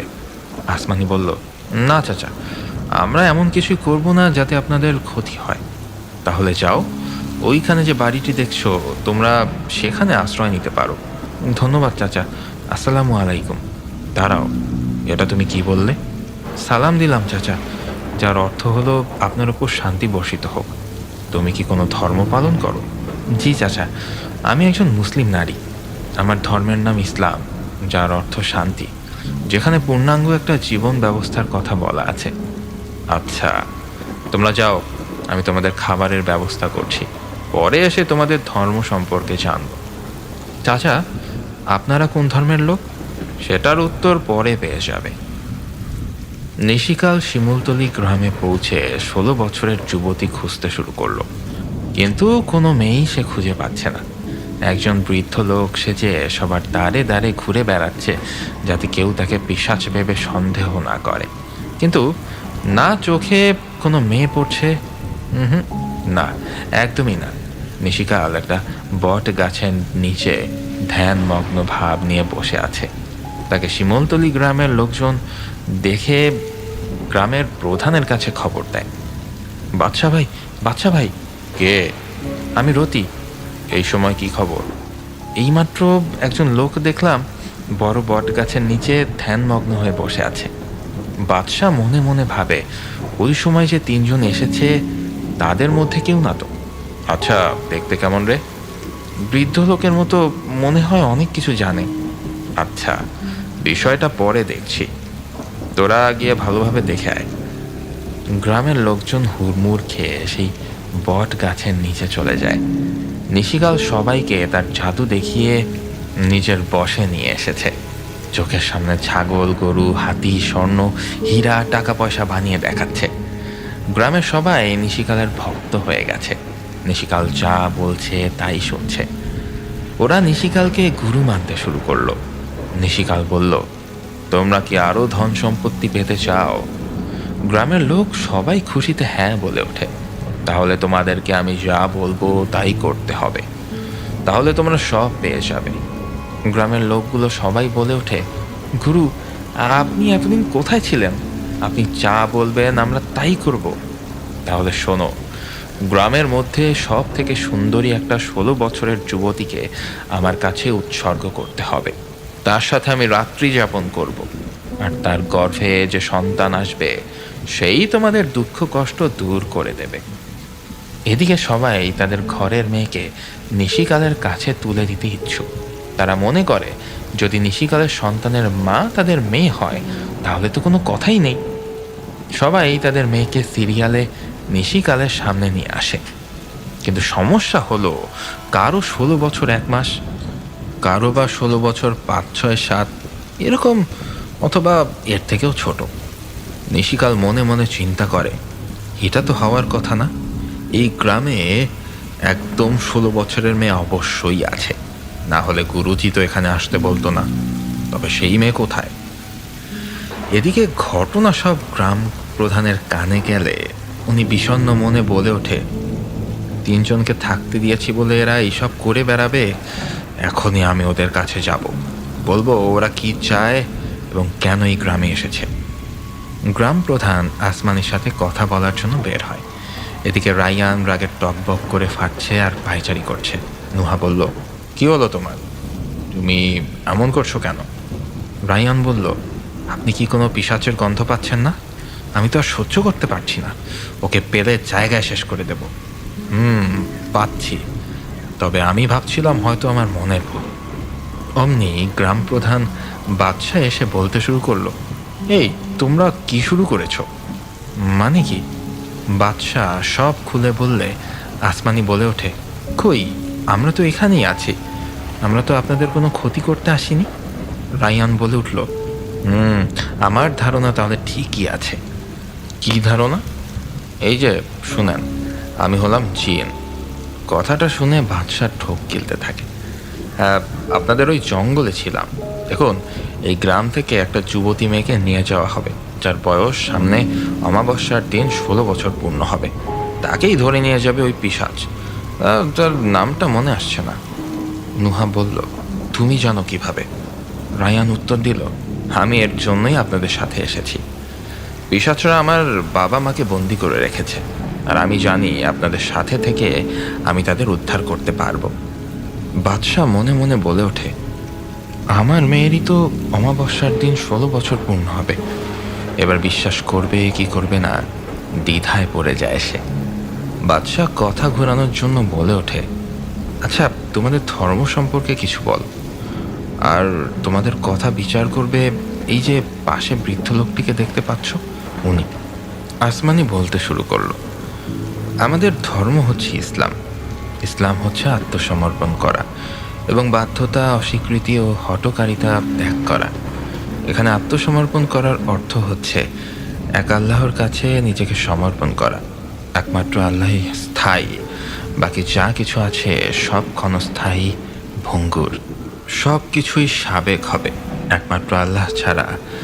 এই বিশ্বাস দৃঢ়ভাবে অন্তরে ধারণ করতে হবে এবং বাধ্যতা হচ্ছে আল্লাহ পবিত্র কোরআনে যে পদ্ধতিতে জীবনযাপন করতে বলেছেন সেই সীমানার মধ্যে থেকে জীবনযাপন করা। আল্লাহর বন্ধু শেষ নবী, সর্বকালের সর্বশ্রেষ্ঠ মহামানব মহানবী হজরত মুহাম্মদ সাল্লাল্লাহু আলাইহি ওয়াসাল্লামের জীবনযাপন পদ্ধতিতে যা রয়েছে তাই ইসলাম। আল্লাহর রাসূলের জীবন, আচার আচরণ, চলাফেরা, খাদ্য, কথা, পোশাক, স্ত্রী পরিজন, সমাজ, আত্মীয় স্বজন, প্রতিবেশী, হারাম হালাল সব কিছুই এক আল্লাহতে সমর্পিত। পবিত্র কুরআন ও ওহীর মাধ্যমে প্রাপ্ত নির্দেশের বাধ্যবাধকতায় থাকার এক অপূর্ব নিদর্শন। রাসূলকে মানা, তিনি যেভাবে সব ক্ষেত্রে এক আল্লাহতে আত্মসমর্পণ করেন এবং আল্লাহর নির্দেশিত সীমানা মেনে চলেছেন, তাই ইসলাম। রাসূলুল্লাহ সাল্লাল্লাহু আলাইহি ওয়াসাল্লামের সমগ্র জীবন এক ব্যবহারিক কোরআন। মাওলানা রুমি বলেছেন, আল্লাহ তাআলার বক্তব্য অবিকল রাসূলের কণ্ঠে প্রকাশ পেয়েছে। মহান আল্লাহ তাআলা তার পবিত্র কুরআনে বলেছেন, বহু রাসূল তোমার পূর্বেও প্রেরণ করিয়াছি, দিয়াছিলাম তাদিগকে স্ত্রী এবং সন্তান সন্ততি, এবং কোনো রাসূলের এমন সাধ্য ছিল না যে আল্লাহর নির্দেশ ছাড়া কোনো নিদর্শন উপস্থিত করে। প্রত্যেকটি ওয়াদা লিখিত আছে। সূরা রা'দ আয়াত 38। এই আয়াতের মাধ্যমে মহান আল্লাহ সাক্ষ্য দিচ্ছেন যে রাসূলুল্লাহ সাল্লাল্লাহু আলাইহি ওয়াসাল্লাম নিজ থেকে কখনো কিছুই বলেননি। যা কিছু আল্লাহর রাসূল করেছেন তার সব কিছুই আল্লাহর ইচ্ছার অধীন। এই কথা অকাট্যভাবে প্রমাণিত। সূরা আল হাক্কাতে মহান আল্লাহ বলেছেন, তোমাদের দৃশ্যমান বস্তুর কসম করেছি এবং অদৃশ্যমান বস্তুর। নিশ্চয়ই এই কুরআন একজন সম্মানিত রাসূলের আনিত এবং এটা কোনো কবির কালাম নয়। তোমরা কমই বিশ্বাস করো এবং এটা কোনো অতীন্দ্রিয়বাদীর কথাও নয়। তোমরা কমই অনুধাবন করো। এটা বিশ্ব পালনকর্তার কাছ থেকে অবতীর্ণ। সে যদি আমার নামে কোনো কথা রচনা করত তবে আমি তার দক্ষিণ হস্ত ধরে ফেলতাম, অতঃপর কেটে দিতাম তার গ্রীবা। তোমাদের কেউ তাকে রক্ষা করতে পারতে না। এটা খোদা ভীরুদের জন্য অবশ্যই একটি উপদেশ। সূরা আল হাক্কা আয়াত 38 থেকে 48। এই আয়াতগুলোতে মহান আল্লাহ কসম করে বলেছেন যে এই কুরআনে বর্ণিত সব কিছুই তার বাণী, যা তিনি তার সম্মানিত রাসূলুল্লাহ সাল্লাল্লাহু আলাইহি ওয়াসাল্লাম এর মারফত প্রেরণ করেছেন। এটা কোনো কবি বা কাহিনীকারের দ্বারা রচনা করা সম্ভব নয়। পবিত্র কুরআনের আয়াতগুলো অবশ্যই মহান রব্বুল আলামিনের বাণী এবং আল্লাহর রাসূল সাল্লাল্লাহু আলাইহি ওয়াসাল্লাম যদি এতে কোনো রকম পরিবর্তন করতেন তবে আল্লাহ তার রাসূলকে সাল্লাল্লাহু আলাইহি ওয়াসাল্লাম কঠোরভাবে ধরতেন এবং কণ্ঠশিরা কেটে দিতেন যাতে মৃত্যু ত্বরান্বিত হয়। এবং আল্লাহ এও বলেছেন যে তোমরা স্বল্প সংখ্যক তা অনুধাবন করো যা একান্তই মুত্তাকিদের জন্য উপদেশ। তাহলে আল্লাহ যে বিষয়ে নিজে তার রাসূলের সাল্লাল্লাহু আলাইহি ওয়াসাল্লাম ব্যাপারে সাক্ষ্য দিচ্ছেন যে রাসূলুল্লাহ সাল্লাল্লাহু আলাইহি ওয়াসাল্লাম যা বলেছেন তা আল্লাহরই কথা। রাসূল সাল্লাল্লাহু আলাইহি ওয়াসাল্লাম যা করেছেন বা করেননি সবই আল্লাহর নির্দেশ। আল্লাহর রাসূল সাল্লাল্লাহু আলাইহি ওয়াসাল্লাম এক আল্লাহতে আত্মসমর্পণ করেছিলেন এবং আল্লাহর নির্দেশিত পথেই চলেছেন।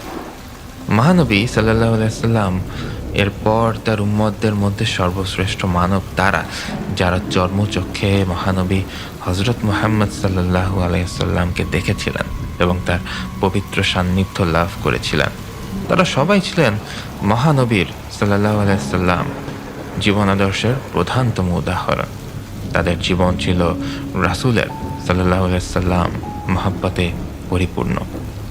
পরবর্তীকালে সাহাবারা আল্লাহর নির্দেশিত ও তার রাসূলের সাল্লাল্লাহু আলাইহি ওয়াসাল্লাম দেখানো পথে জীবনযাপন করেছেন। এটাই ইসলাম। ইসলাম এমন একটি পথ যা দেখে আপনার সম্পর্কে অন্যদের আগ্রহ সৃষ্টি হবে। মুসলমানদের আচার আচরণ এমন হতে হবে যা দেখে অন্যরা ইসলামের প্রতি আগ্রহ বোধ করবে। বুখারী শরীফের প্রথম খণ্ড হাদিস নম্বর 9 সাহাবী আব্দুল্লাহ ইবনে আমর রাদিয়াল্লাহু তাআলা আনহু হতে বর্ণিত, নবী সাল্লাল্লাহু আলাইহি সাল্লাম বলেছেন, মুসলমান ওই ব্যক্তি যার কোনো কথা বা কাজের দ্বারা অন্য মুসলমানের কষ্ট হয় না। মুহাজির ওই ব্যক্তি যে আল্লাহর ঘোষণা করা নিষিদ্ধ বিষয়গুলো বর্জন করেছে। ইসলাম একটি ধর্ম, 5টি মৌলিক বিষয়ের উপর ইসলাম ধর্মের ভিত্তি স্থাপিত। তার মধ্যে সর্বপ্রধান হচ্ছে ঈমান। মহান আল্লাহ পবিত্র কুরআনে ও তার রাসূলের সাল্লাল্লাহু আলাইহি সাল্লাম হাদিসের মাধ্যমে যা কিছু মানব জাতির জন্য প্রেরণ করেছেন তা মনে প্রাণে বিশ্বাস করা এবং মৌখিকভাবে স্বীকৃতি দেওয়াকে ঈমান বলে। আরবিতে ঈমান শব্দের অর্থ বিশ্বাস। ঈমান আসলে একটা ব্যাপক বিষয়। সন্দেহজনক কার্যাবলী ত্যাগ করা হচ্ছে ঈমান। আল্লাহর সিফাতের সঙ্গে শরিক না করা, আল্লাহর রাসূলের বিরুদ্ধতা না করা, সৎ কাজের আদেশ অসৎ কাজ হতে নিষেধ করা হচ্ছে ঈমান। আত্মীয়তার সম্পর্ক রক্ষা করার নাম ঈমান। নিজের লজ্জাস্থানের হেফাজত করা ঈমান। আর একজনের হক, হালাল হারাম, মুনাফিকি, ওজনে কম দেওয়া থেকে বেঁচে থাকাও ঈমান। আল্লাহ পবিত্র কোরআনে যেসব বিষয় মেনে চলতে বলেছেন তা মেনে চলা, আল্লাহ যা ত্যাগ করতে বলেছেন তা ত্যাগ করা, আল্লাহর রাসূল সাল্লাল্লাহু আলাইহি সাল্লাম যা করেছেন তা মেনে চলা, আল্লাহ এবং তার রাসূলের তরিকার বাইরে কোনো নতুন পদ্ধতি উদ্ভাবন না করা, এসব ঈমান। এমনকি রাস্তা থেকে ক্ষতিকারক বস্তু সরিয়ে ফেলাও ঈমানের অঙ্গ।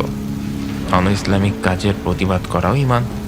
যথাসময়ে নামাজ পড়া, রোজা রাখা, অর্থ থাকলে যথাসময়ে যাকাত দেওয়া, হজ করা, এতিম মিসকিনকে খাবার দেওয়া, আল্লাহর রাস্তায় নিজের ধন সম্পদ ব্যয় করা ইত্যাদি। এক কথায় আল্লাহর সন্তুষ্টি অর্জন ও পরকাল, সব আসমানি কিতাব, সব নবী রাসূলের প্রতি বিশ্বাস অন্তরের দৃঢ়তার সঙ্গে পালন করার নাম ঈমান। আবু হুরায়রা রাদিয়াল্লাহু তাআলা আনহু হতে বর্ণিত, মহানবী সাল্লাল্লাহু আলাইহি সাল্লাম বলেছেন, ঈমানের শাখা প্রশাখা 60-এর বেশি এবং লজ্জাও ঈমানের অন্যতম শাখা। ইহা বুখারী শরীফ হাদিস নম্বর 8 খণ্ড 1 পৃষ্ঠা 32 থেকে নেওয়া। আল্লাহ পবিত্র কুরআনে সূরা নিসার 80 নম্বর আয়াতে বলেছেন, যে লোক রাসূলের হুকুম মান্য করবে সে আল্লাহরই হুকুম মান্য করলো, আর যে লোক বিমুখতা অবলম্বন করলো আমি আপনাকে হে মুহাম্মদ তাদের জন্য রক্ষণাবেক্ষণকারী নিযুক্ত করে পাঠাইনি। আল্লাহ মানুষকে সৃষ্টি করেছেন স্বাধীন চিন্তা ও বিবেক দিয়ে। আল্লাহ যাকে ইচ্ছা হেদায়েত দেন। কুরআনই মহান আল্লাহ প্রেরিত শেষ কিতাব। এতে কোনো সংযোজন বা বিয়োজন করার কোনো অধিকার কারোরই নেই। এজন্যই আল্লাহ তার রাসূলকে সাল্লাল্লাহু আলাইহি সাল্লাম বলেছেন, আপনার দায়িত্ব শুধু আমার বিধি বিধানগুলো পৌঁছে দেওয়া। কেউ মানলো কি মানলো না সেটা তার দায়িত্ব, আপনার নয়। কারণ আল্লাহর রাসূল সাল্লাল্লাহু আলাইহি সাল্লাম আল্লাহর মাধ্যমে যাই বলেন তা ভালো কথা, হেদায়েতের কথা। যার ইচ্ছা সে হেদায়েত প্রাপ্ত হবে, আল্লাহই তাকে হেদায়েত দিবেন। আর যার ইচ্ছা সে হবে না, কারণ একজনের কাজের জন্য অন্যজন জবাবদিহি করবে না।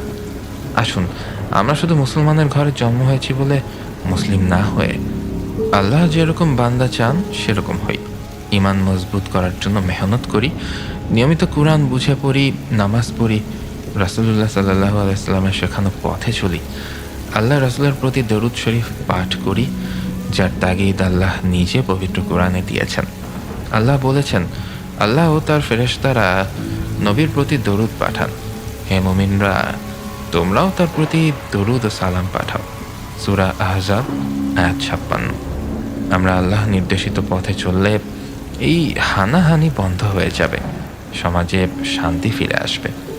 আসমানি নুহাকে বলে, আপনি ওনাদের পবিত্র কুরআন শরীফটা একটু দেখান তো। নুহা কুরআনটা হাতে নিয়ে বলে, এই হলো সেই পবিত্র কুরআন। বাদশাহ বললেন, আমাদের হাতে দাও। না, এটা ধরতে হলে আগে আপনাকে পবিত্রতা অর্জন করতে হবে। বৃদ্ধ লোকটি বলে উঠল, দেখো বাবা, আমি তোমাদের ধর্মের প্রতি বিশ্বাস আনলাম আর কালিমা পাঠ করলাম, এটাই সত্য ধর্ম। বাদশাহ একই কথা বলল। বৃদ্ধ বলল, তবে তোমরা আমাদের গ্রাম প্রধানের মেয়েকে বাঁচাও। তার মেয়ে 16 বছর পূর্ণ হবে অমাবস্যার দিন। এদিকে বাদশার মেয়ে রুষা হাঁটতে হাঁটতে বট গাছের পাশে একটা বিল থেকে শাপলা তুলতে যাবে। এমন সময় রুষাকে দেখতে পেল নিশিকাল। নিশিকাল বলে উঠল, পেয়ে গেছি। এই তো সেই মেয়ে যার বয়স 16 পূর্ণ হবে অমাবস্যার দিনে। পাশ থেকে গ্রামের লোকজন বলে উঠল, ওর দিকে নজর দিও না, অন্য মেয়ে খোঁজো, এটা আমাদের গ্রাম প্রধানের মেয়ে। নিশিকাল কোনো কথা না বলে ওর আসল রূপে ফিরে এসে রুষাকে নিয়ে যাওয়ার জন্য হাত টেনে ধরে। গ্রামের সবাই হইচই ফেলে দেয়। আসমানি, নুহা, রায়ান, বাদশার বৃদ্ধ লোকটি তাদের লোকগুলোর চিৎকার শুনে সেই দিকেই যায়। সবাই তারা বট গাছের কাছে উপস্থিত হয়। বাদশাহ বলে ওঠে, এই পিশাচ শয়তান, আমার মেয়েকে ছেড়ে দে, আমি কিন্তু তোকে শেষ করে ফেলবো। নিশিকাল বলে, কিছু করতে পারবে না, ওকে আমি নিয়ে যাব, ওকে পেলে আমি আরো শক্তিশালী হব। বলেই নিশিকাল রুষাকে নিয়ে অদৃশ্য হয়ে গেল। বাদশাহ বলল, আসমানি, তোমরা আমার মেয়েকে ফিরিয়ে দাও, যা চাইবে তোমাদের তাই দেব, দয়া করো তোমরা আমার ওপর। রায়ান জাদু দিয়ে নিশিকালের পথ আটকে দেয়। কোনোভাবেই গ্রামের বাইরে যেতে পারছে না সে। নুহা আর রায়ান তাদের সবটুকু চেষ্টা দিয়ে নিশিকালকে সবার সামনে টেনে নিয়ে আসে। নিশিকালের ভয়ঙ্কর রূপ দেখে গ্রামের লোকেরা ভয়ে অনেকেই জ্ঞান হারিয়ে ফেলে। নুহা আর রায়ানের সাথে নিশিকালের প্রচণ্ড যুদ্ধ হয়। আসমানি মাঝখান থেকে রুষার হাত ধরে টেনে নিজের কাছে নিয়ে এসে আয়াতুল কুরসি পরে শরীর বন্ধ করে দেয়। এবার নিশিকাল আর রুষাকে স্পর্শ করতে পারছে না। যতবার রুষাকে স্পর্শ করতে যাচ্ছে ততবার ছিটকে দূরে চলে যাচ্ছে। আসমানি চিন্তা করলো, রুষাকে তো বের করলাম, কিন্তু নিশিকালকে কিভাবে দমাবো? নুহা আর রায়ান মনে হচ্ছে আটকা পড়ে যাবে। আসমানি দ্রুত একটা বৃত্ত তৈরি করে নিশিকালকে আটকে দেয়, কিন্তু দুর্ভাগ্যক্রমে রায়ান আর নুহাও বৃত্তে আটকে যায়। নুহা বলল, এটা কি করলে আসমানি? আমাদেরকে কেন আটকে দিলে? তোমার এই বৃত্তের মাঝে আমরা তো বের হতে পারবো না, আমরা তো জিন, তোমার বৃত্তের কাছে আমার জাদু শক্তি কিছুই না। আসমানি বলল, এখন তো বৃত্ত মোছাও সম্ভব না, তাহলে নিশিকাল বেরিয়ে যাবে। তুমি এক কাজ করো, ওস্তাদজির সাথে একটু পরামর্শ করে নাও, দেখো তিনি নিশ্চয়ই একটা ব্যবস্থা করে দেবেন। নুহা ওস্তাদের সাথে যোগাযোগ করে।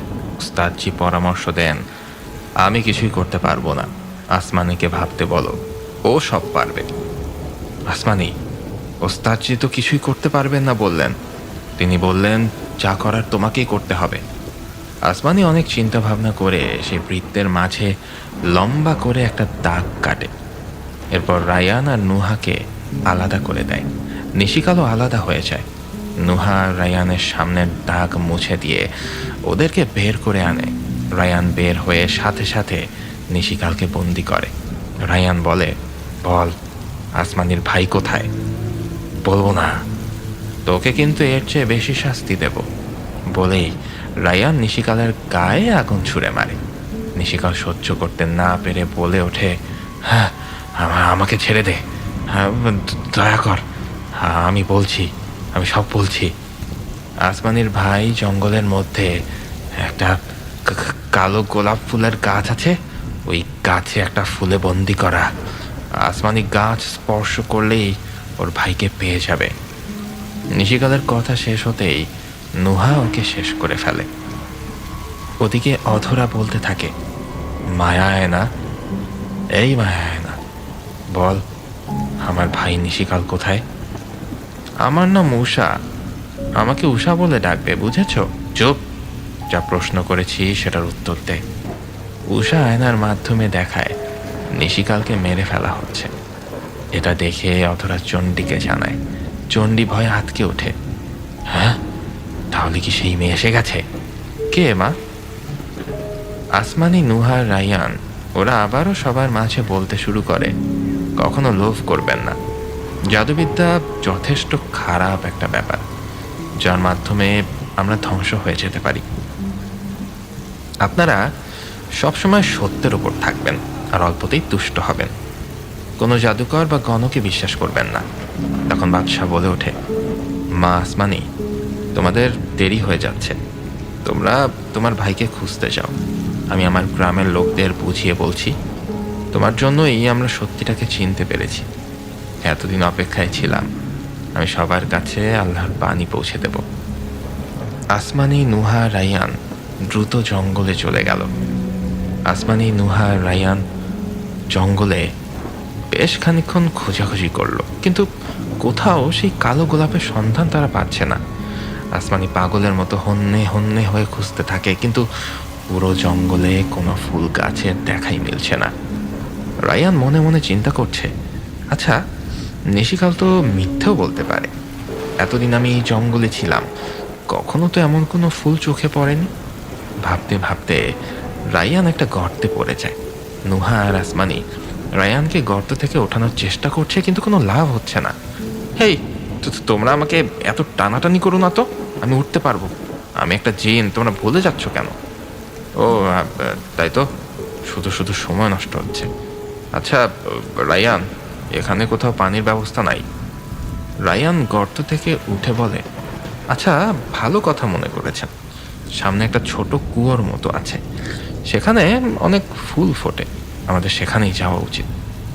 সাথে সাথে তারা কুয়োর কাছে চলে যায়। কুয়োর মাঝখানে একটা কালো গোলাপ গাছ।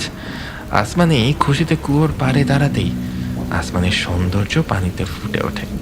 রায়ান পানিতে আসমানির এমন প্রতিবিম্ব দেখে অপলক দৃষ্টিতে তাকিয়ে থাকে।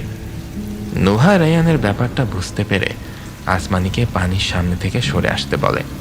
আসমানি ওস্তাদজির কথা মনে পড়তেই দূরে সরে আসে। রায়ান পানিতে আর কোনো প্রতিবিম্ব না দেখতে পেয়ে একটু চমকে উঠে এদিক ওদিক তাকায়। নুহা বলে, আসমানি, আমি তোমাকে গোলাপ গাছের কাছে যাওয়ার জন্য সাহায্য করব, তুমি আমার হাত ধরো। আসমানি নুহার হাত ধরতেই তারা চোখের পলকে গাছের কাছে পৌঁছে যায়। এদিকে রায়ান ভ্যাবলার মতো কিছু একটা ভাবছে। কি ভাবছে তা সে নিজেও জানে না। আসমানি গোলাপ গাছে স্পর্শ করতেই 20 বছরের এক যুবক সেখানে অজ্ঞান অবস্থায় পড়ে থাকে। নুহা আসমানি আর ওর ভাই অসীমকে নিয়ে কুয়ো থেকে জঙ্গলের মাঝে আসে। অসীমের জ্ঞান আসলে জিজ্ঞেস করে, আমি এখানে কেন? আরে আপু, তুমি এখানে? কোথায় আছি আমরা? ভাই, তুমি আমাকে চিনতে পেরেছ? হ্যাঁ আপু, চিনতে পেরেছি। আসমানি অসীমকে সব কিছুই খুলে বলে। অসীম পিশাচদের কথা শুনে তার চোখ দুটো লাল বর্ণ হয়ে যায়। অসীম বলে, চলো আপু, আর এক মুহূর্ত দেরি না। বাবা মা আর দাদাকে এখনই খুঁজে বের করতে হবে। চলো ভাই, আমরা সামনে এগোই। এদিকে রায়ানের মাথায় কিছুই ঢুকছে না। সব কিছু এলোমেলো হয়ে গেল ওই পানিতে কার প্রতিবিম্ব দেখতেই। আবার নিমিষেই তার বোধ হয় সে তার মায়ায় পড়ে গেছে মনে হচ্ছে। চোখ বন্ধ করলেই শুধু সেই প্রতিবিম্বই ভেসে ওঠে। আসমানি, অসীম, নুহা এরা সামনে এগোতে থাকে, কিন্তু রায়ান আসমানির পানিতে পড়া প্রতিবিম্ব নিয়েই চিন্তায় পড়ে যায়। নুহা বলে, কি রে রায়ান, তুই যাবি না? রায়ান কথাটা শুনে চমকে উঠে বলে, হ্যাঁ হ্যাঁ, যাবো তো। তুই কি কিছু ভাবছিস? না, কি ভাববো, এমনি। কিন্তু নুহা রায়ানের বিষয়টা বুঝতে পারে, কিন্তু এখন কিছুই বলছে না, পরে ওকে সাবধান করা যাবে। আসমানি, নুহা, রায়ান আর অসীম চারজনে হাঁটতে হাঁটতে অনেকটা দূর এগিয়ে গেল। প্রায় চণ্ডীদের জঙ্গলের কাছাকাছি আসতেই আসমানি একটা গর্তে পড়ে যায়, আর পড়ার সাথে সাথে গর্তটা মিলিয়ে যায়। অধরা ওদিকে বলতে থাকে, তুমি কার কথা বলছো মা? আফিয়ার আর আমিরের কথা বলছি, ওরাই তোর বাবাকে বন্দি করে রাখে। কিন্তু কেন মা? শোন, আমরা ছিলাম পিশাচ জাত, ওই শয়তান লুসিফারের উপাসনা করি, মানে যাকে আমরা প্রভু মানি। আমরা মানুষের যত প্রকার খারাপ কাজগুলো সব তান্ত্রিকদের কথায় করে দিতাম, যেমন বিবাহ আটকানো, বিবাহ বিচ্ছেদ, ঝগড়াঝাটি, পারিবারিক অশান্তি, কাউকে কষ্ট দিয়ে মেরে ফেলা, ভয় দেখানো ইত্যাদি। এমন কোনো খারাপ কাজ ছিল না যা আমরা করতাম না। ভাগ্যক্রমে আমিরের বাবা জয়নাল হুজুরের মেয়েকে আমরা চরমভাবে কষ্ট দিই, ওই একটা তান্ত্রিকের কথায়। জয়নাল হুজুর বিষয়টা যখন টের পায়, তখন তোর বাবাকে বন্দি করে মেরে ফেলতে চেয়েছিল। তখন কোনো উপায়ন্ত না পেয়ে আমি ওই মেয়েটাকেই মেরে ফেলেছি। মেয়ের শোকে জয়নাল হুজুর অনেকটাই ভেঙে পড়ে। তখন তাকে আমি বন্দি করার চেষ্টা করি, অনেক কষ্টে তা পেরেও যাই। কিন্তু তখন সমস্যা করেছিল তার ছেলে আমির। সে তার বাবাকে ফিরিয়ে আনার জন্য অনেক চেষ্টা চালায়, যাতে আমাদের বড় বড় শক্তিগুলো নষ্ট করে ফেলে। তারপর থেকে আমার দলের সব পিশাচরা তাদের শক্তি হারিয়ে ফেলেছে। অনেক চিন্তা ভাবনা করে অন্য এক তান্ত্রিকের মাধ্যমে জানতে পারি ভবিষ্যতে আমির তুই যেখানে ছিলি ওই বাড়ির বড় মেয়েকে বিয়ে করবে। তখন তুই অনেক ছোট, একদম ওই আফিয়ার ছোট বোনের মতো। তাই গুরুজির কথা মতো আমি তোকে আফিয়ার ছোট বোনের সাথে বদলে দেই, আর আফিয়ার ছোট বোনকে এনে শয়তানের নামে বলি দেই। এরপর আমির বিয়ের পর যখন ওর দুটো বাচ্চা হয়, তখন আরেক তান্ত্রিককে দিয়ে আফিয়াকে আর ওর ছেলেকে বন্দি করি। পরে আমিরের মেয়েকে দেখাশোনার জন্য তোকে আবার বিয়ে করে। সেই সুযোগে আমিরকেও চাঁদনি হওয়ার পর বন্দি করে নিয়ে আসি। কিন্তু ওই তান্ত্রিক বলেছিল এত সহজে সব ঠিক হবে না, কি একজন এসে হয় আমাদের বংশ ধ্বংস করবে, আর নয়তো আমরা ধ্বংস করব। সে কে মা? সেটা এখনো জানি না। আচ্ছা মা, জাদু আয়নাকে জিজ্ঞেস করি। করে দেখ। জাদু আয়না, জাদু আয়না, কতবার বলেছি আমাকে উষা বলে ডাকবে? চুপ বেয়াদব। আর বল, কি আমাদের শত্রু যে আমাদের মারতে আসবে? উষা আয়নায় আসমানিকে আর অসীমকে দেখিয়ে দেয়। অধরা চিৎকার দিয়ে বলে ওঠে, আসমানি, এতদিন দুধ কলা দিয়ে কালসাপ পুষেছি, তুই চিনিস? মা, ও তো আমিরের বড় মেয়ে আসমা, কিন্তু ছেলেটাকে কি বলিস? এটা আগে জানলে ওকে তো আগেই মেরে ফেলতাম। আর ওই ছেলেটা তো অসীম, আমিরের ছেলে, তার মানে ও মুক্তি পেয়ে গেছে। আমাদের এখনই কিছু করতে হবে। চণ্ডী আর অধরা দৌড়ে গুরুজির কাছে যায়। গ্রামকে মায়া দ্বারা আটকানো তান্ত্রিক উপস্থিত হয়। গুরুজি দুজনকে একসাথে দেখে চমকে ওঠে, এ কি, তোমরা দুজন এখানে? এবার চণ্ডী আর তান্ত্রিক সব গুরুজির কাছে খুলে বলে, শোনো, কিছু করার নেই, হয় ওরা মরবে, না হয় তোমরা এখন আর বলতে পারছি না। তোমরা তোমাদের নিজেদেরকে বাঁচাও। ওদের সাথে শক্তিশালী একজন আছে, যে তোমাদের চোখের পলকে বন্দি করবে। আসমানি, নুহা, রায়ান, অসীম কাউকেই দেখতে পায় না। আসমানি চারিদিকে ভালোভাবে তাকিয়ে দেখে, সব জায়গায় শুধু আসমানিকেই দেখা যাচ্ছে। আসমানি বুঝতে পারে এখানে আয়না লাগানো, তাই সব জায়গাতেই আসমানিকেই দেখা যাচ্ছে। আসমানি এবার আস্তে আস্তে সামনে এগোতে থাকে। হঠাৎ আসমানি দেখতে পেল একটা দৈত্য কয়েকটা ছেলে মেয়েকে আয়না বন্দি করছে। আসমানি এবার দৈত্যকে বলে ওঠে, কে তুমি? কি করছো এসব? আমি দৈত্য। তুই কে? আমি আসমানি। তুমি সবাইকে আয়নাবন্দি করছো কেন? সেই কৈফিয়ত তোকে দেব নাকি? হ্যাঁ, দেবে। দৈত্য রেগে আসমানির গায়ে আগুনের গোলা ছুঁড়ে মারে, কিন্তু আগুন আসমানিকে স্পর্শ করে না। দৈত্যের জাদু পুনরায় দৈত্যের দিকেই ফিরে যায়।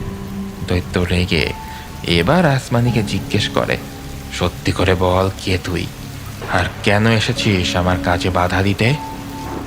আমি কারো কাছে বাধা দিতে আসিনি, যাচ্ছিলাম পিশাচদের মারতে, তাদের থেকে আমার বাবা মাকে উদ্ধার করতে, কিন্তু দুর্ভাগ্যক্রমে এখানে এসে পড়ি।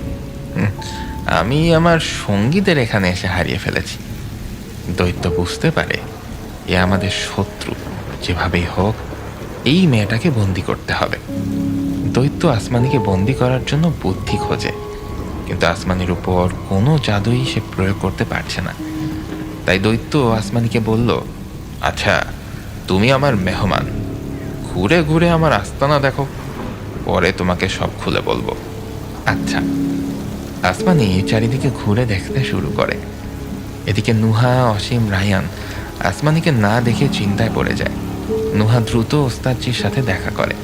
তিনি নুহাকে সান্ত্বনা দিয়ে বলেন, চিন্তা করো না, আসমানের কিছুই হবে না। নুহা বলে, কিন্তু ওস্তাদজি, কোথায় আছে সেই খবরই তো পাচ্ছি না। দাঁড়াও, আমি দেখছি, তোমরা ততক্ষণে খোঁজাখুঁজি করো। রায়ানের মন কেমন যেন ছটফট করছে। রায়ান বারবার খালি ভাবছে, ওর যদি কিছু হয়, যে করেই হোক খুঁজে বের করতে হবে। নুহা আর অসীমের থেকেও রায়ান বেশি চিন্তা করছে। ওস্তাদজি ধ্যানে বসল। কতক্ষণ পর সে দেখতে পেল আসমানি আয়নার জগতে চলে গেছে। ওস্তাদজি সাথে সাথে করিম সাহেবকে ডাকল। কি করা যায় বলো তো, আসমানি তো আয়নার জগতে চলে গেছে। করিম সাহেব বললেন, চিন্তা করবেন না, আসমানি ঠিক ফিরে আসবে। আজ করিম সাহেবের বাড়িতে এক বুড়ি এসেছে ভিক্ষা চাইতে। করিম সাহেবের মেয়ে অবনী দরজা খুলে বুড়িকে দেখে চমকে ওঠে। একদম ফকফকা ফর্সা। অবনী বলে, নানু, কি আপনি? আমি ভিক্ষা করি মা, তুমি আমাকে কিছু খাইতে দিবা? হ্যাঁ নানু, বসেন।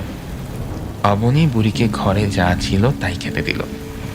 হঠাৎ ওর বাবার কথা মনে পড়ল।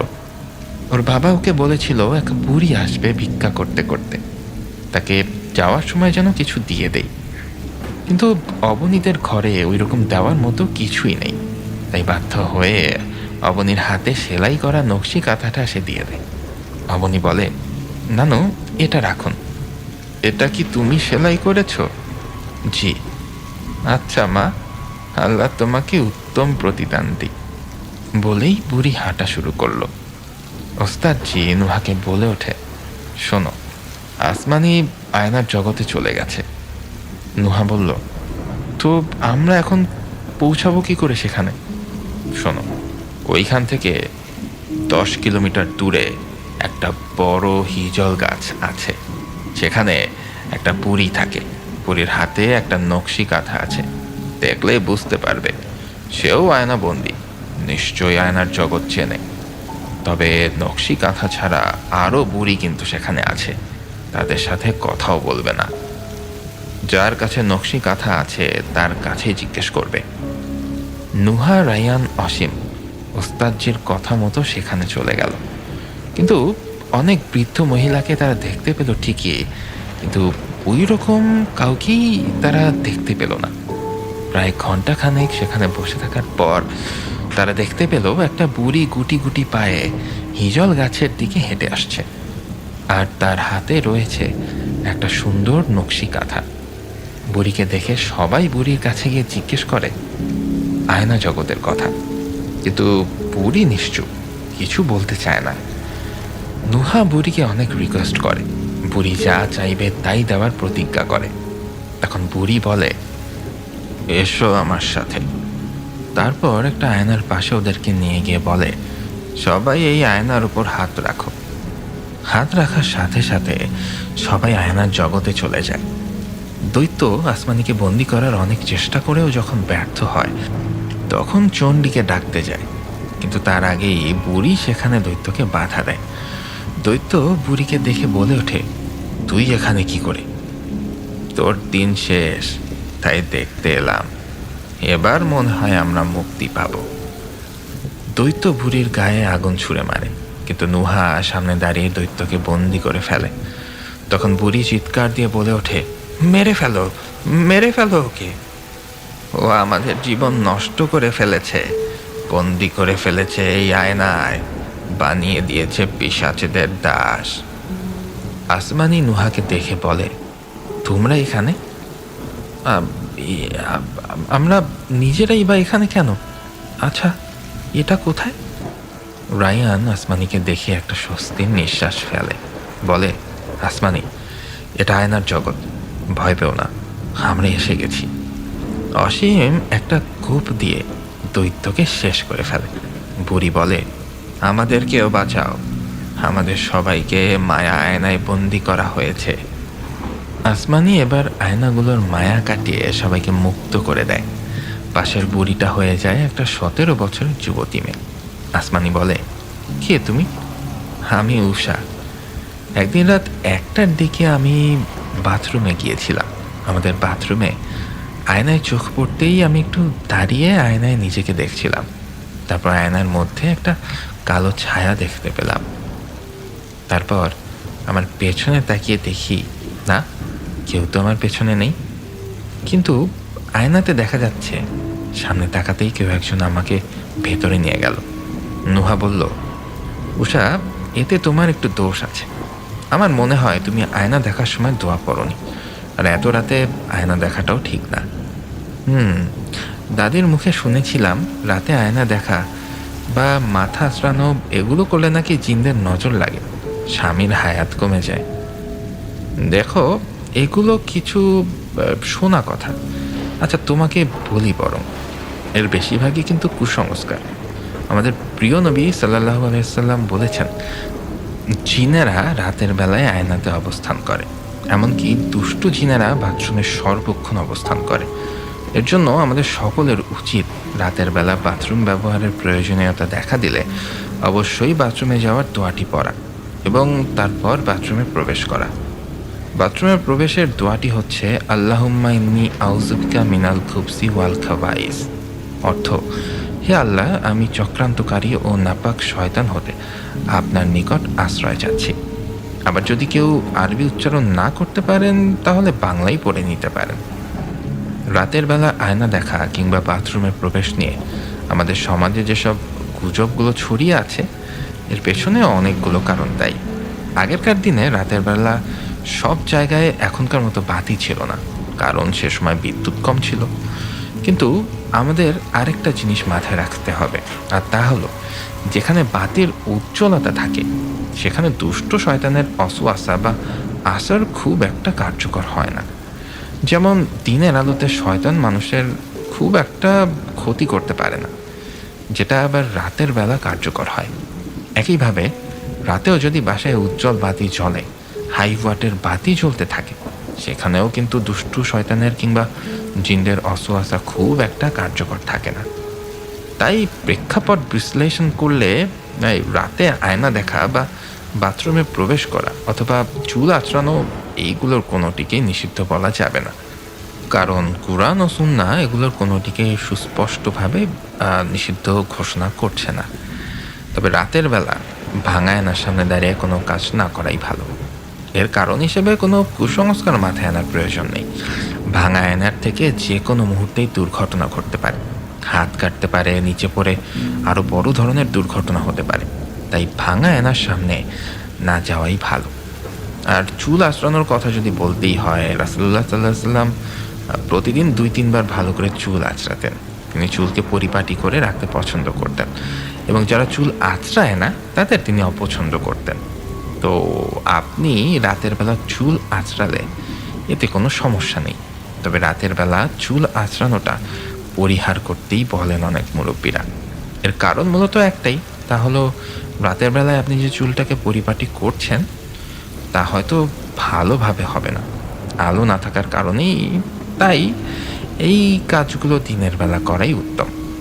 এছাড়া রাসূলুল্লাহ সাল্লাল্লাহু আলাইহি ওয়াসাল্লাম আয়না সবসময় ঢেকে রাখতেন, তাই আমরাও ঢেকে রাখবো, কিন্তু বাজে কোনো চিন্তা মনে রাখবো না।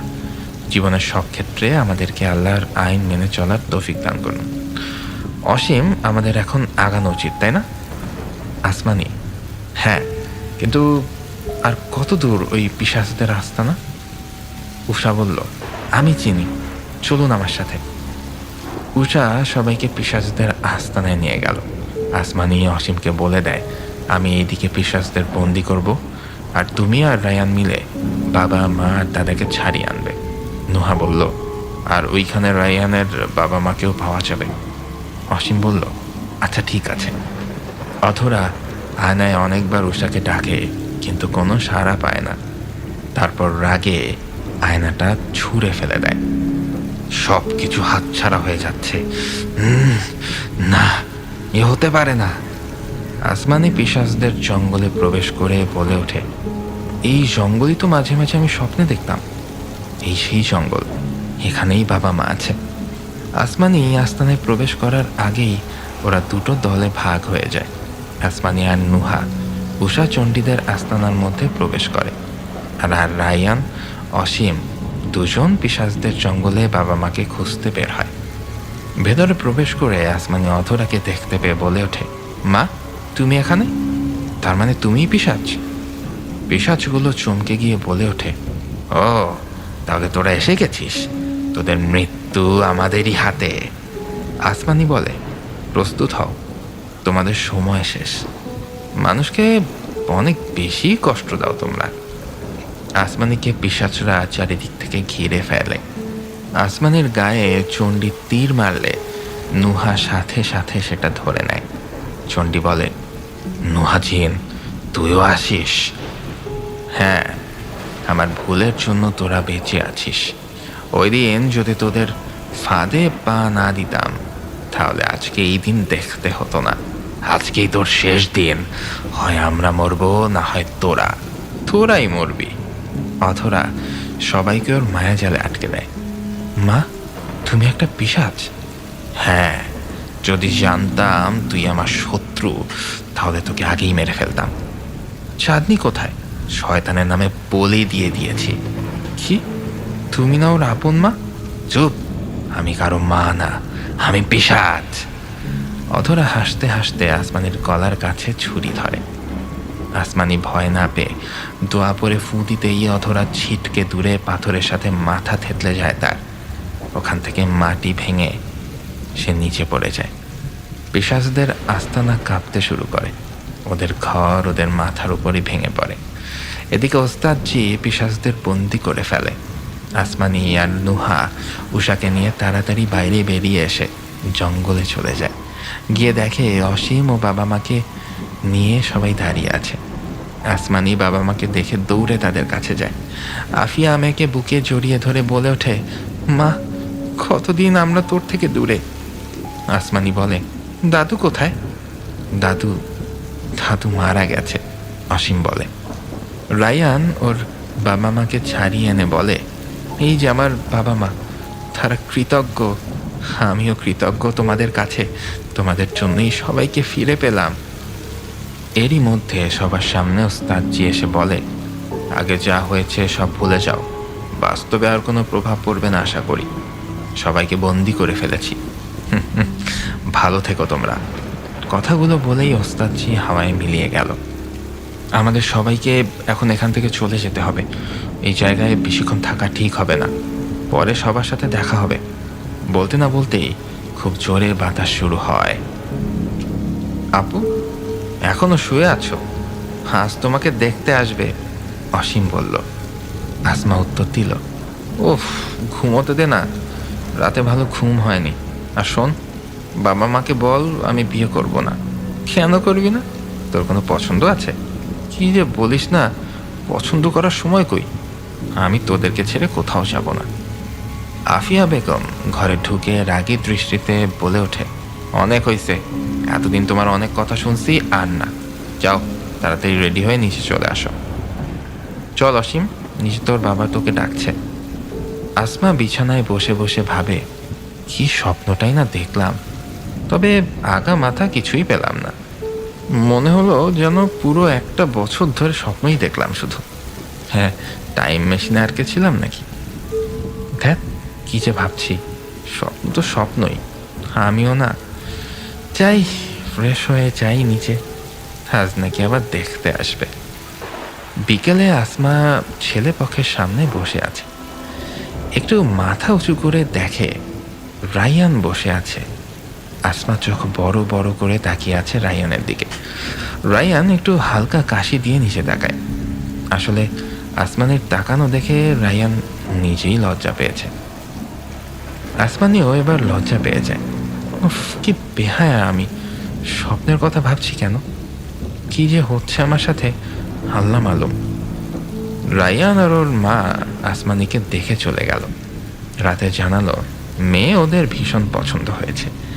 এই সামনে শুক্রবার বিয়ের ডেট ফিক্সড করতে চায়। আসমানির বাবা মা তারাও রাজি হয়ে যায়। শুক্রবার আসমানির সাথে রায়ানের বিয়ে হয়। বাসর ঘরে রায়ান বলল, তোমাকে একটা কথা বলতে চাই, কিছু মনে করো না। বলুন, শুনছি। তোমাকে কোথায় যেন দেখেছি, স্বপ্নে মনে হয়। রাইট, তুমি কিভাবে জানলে? আমিও আপনাকে স্বপ্নে দেখেছি, কিন্তু এটা কিভাবে সম্ভব? তখন হুট করেই নুহা আর রায়ান জিন সেখানে চলে আসে। আসমানি তাদের দেখে ভয় পেয়ে রায়ানের পিছনে গিয়ে লুকায়। নুহা বলে, ভয় পেও না, আমরা দুজন তোমাদের শুভ কামনা জানাতে এসেছি। আর তোমরা যে স্বপ্নের কথা ভাবছো, আসলে তা সত্যি। যেটা বাস্তবে হয়ে এসেছে, কিন্তু তোমাদের বর্তমানে তার কিছুই মনে থাকবে না। রায়ান বলে, ভালো থেকো আসমানি, তোমরা দুজন সুখী হও। আসলে আমি মানুষ রূপে তোমার স্বামীর রূপ ধারণ করেছিলাম, তাই তুমি আমার জায়গায় রায়ানকে দেখতে পেয়েছো। আসমানি আর রায়ান একজন আরেকজনের মুখের দিকে তাকিয়ে বলে ওঠে, তাহলে সবই আমাদের সাথে হয়েছিল, স্বপ্ন হলেও সত্যি। নুহা আর রায়ান দুজনেই শুভেচ্ছা জানিয়ে চলে গেল। 2 বছর পর রায়ান আর আসমানের একটা ছেলে সন্তান জন্ম নেয়। তার নাম রাখা হয় জায়ান। একটা সুখী পরিবার।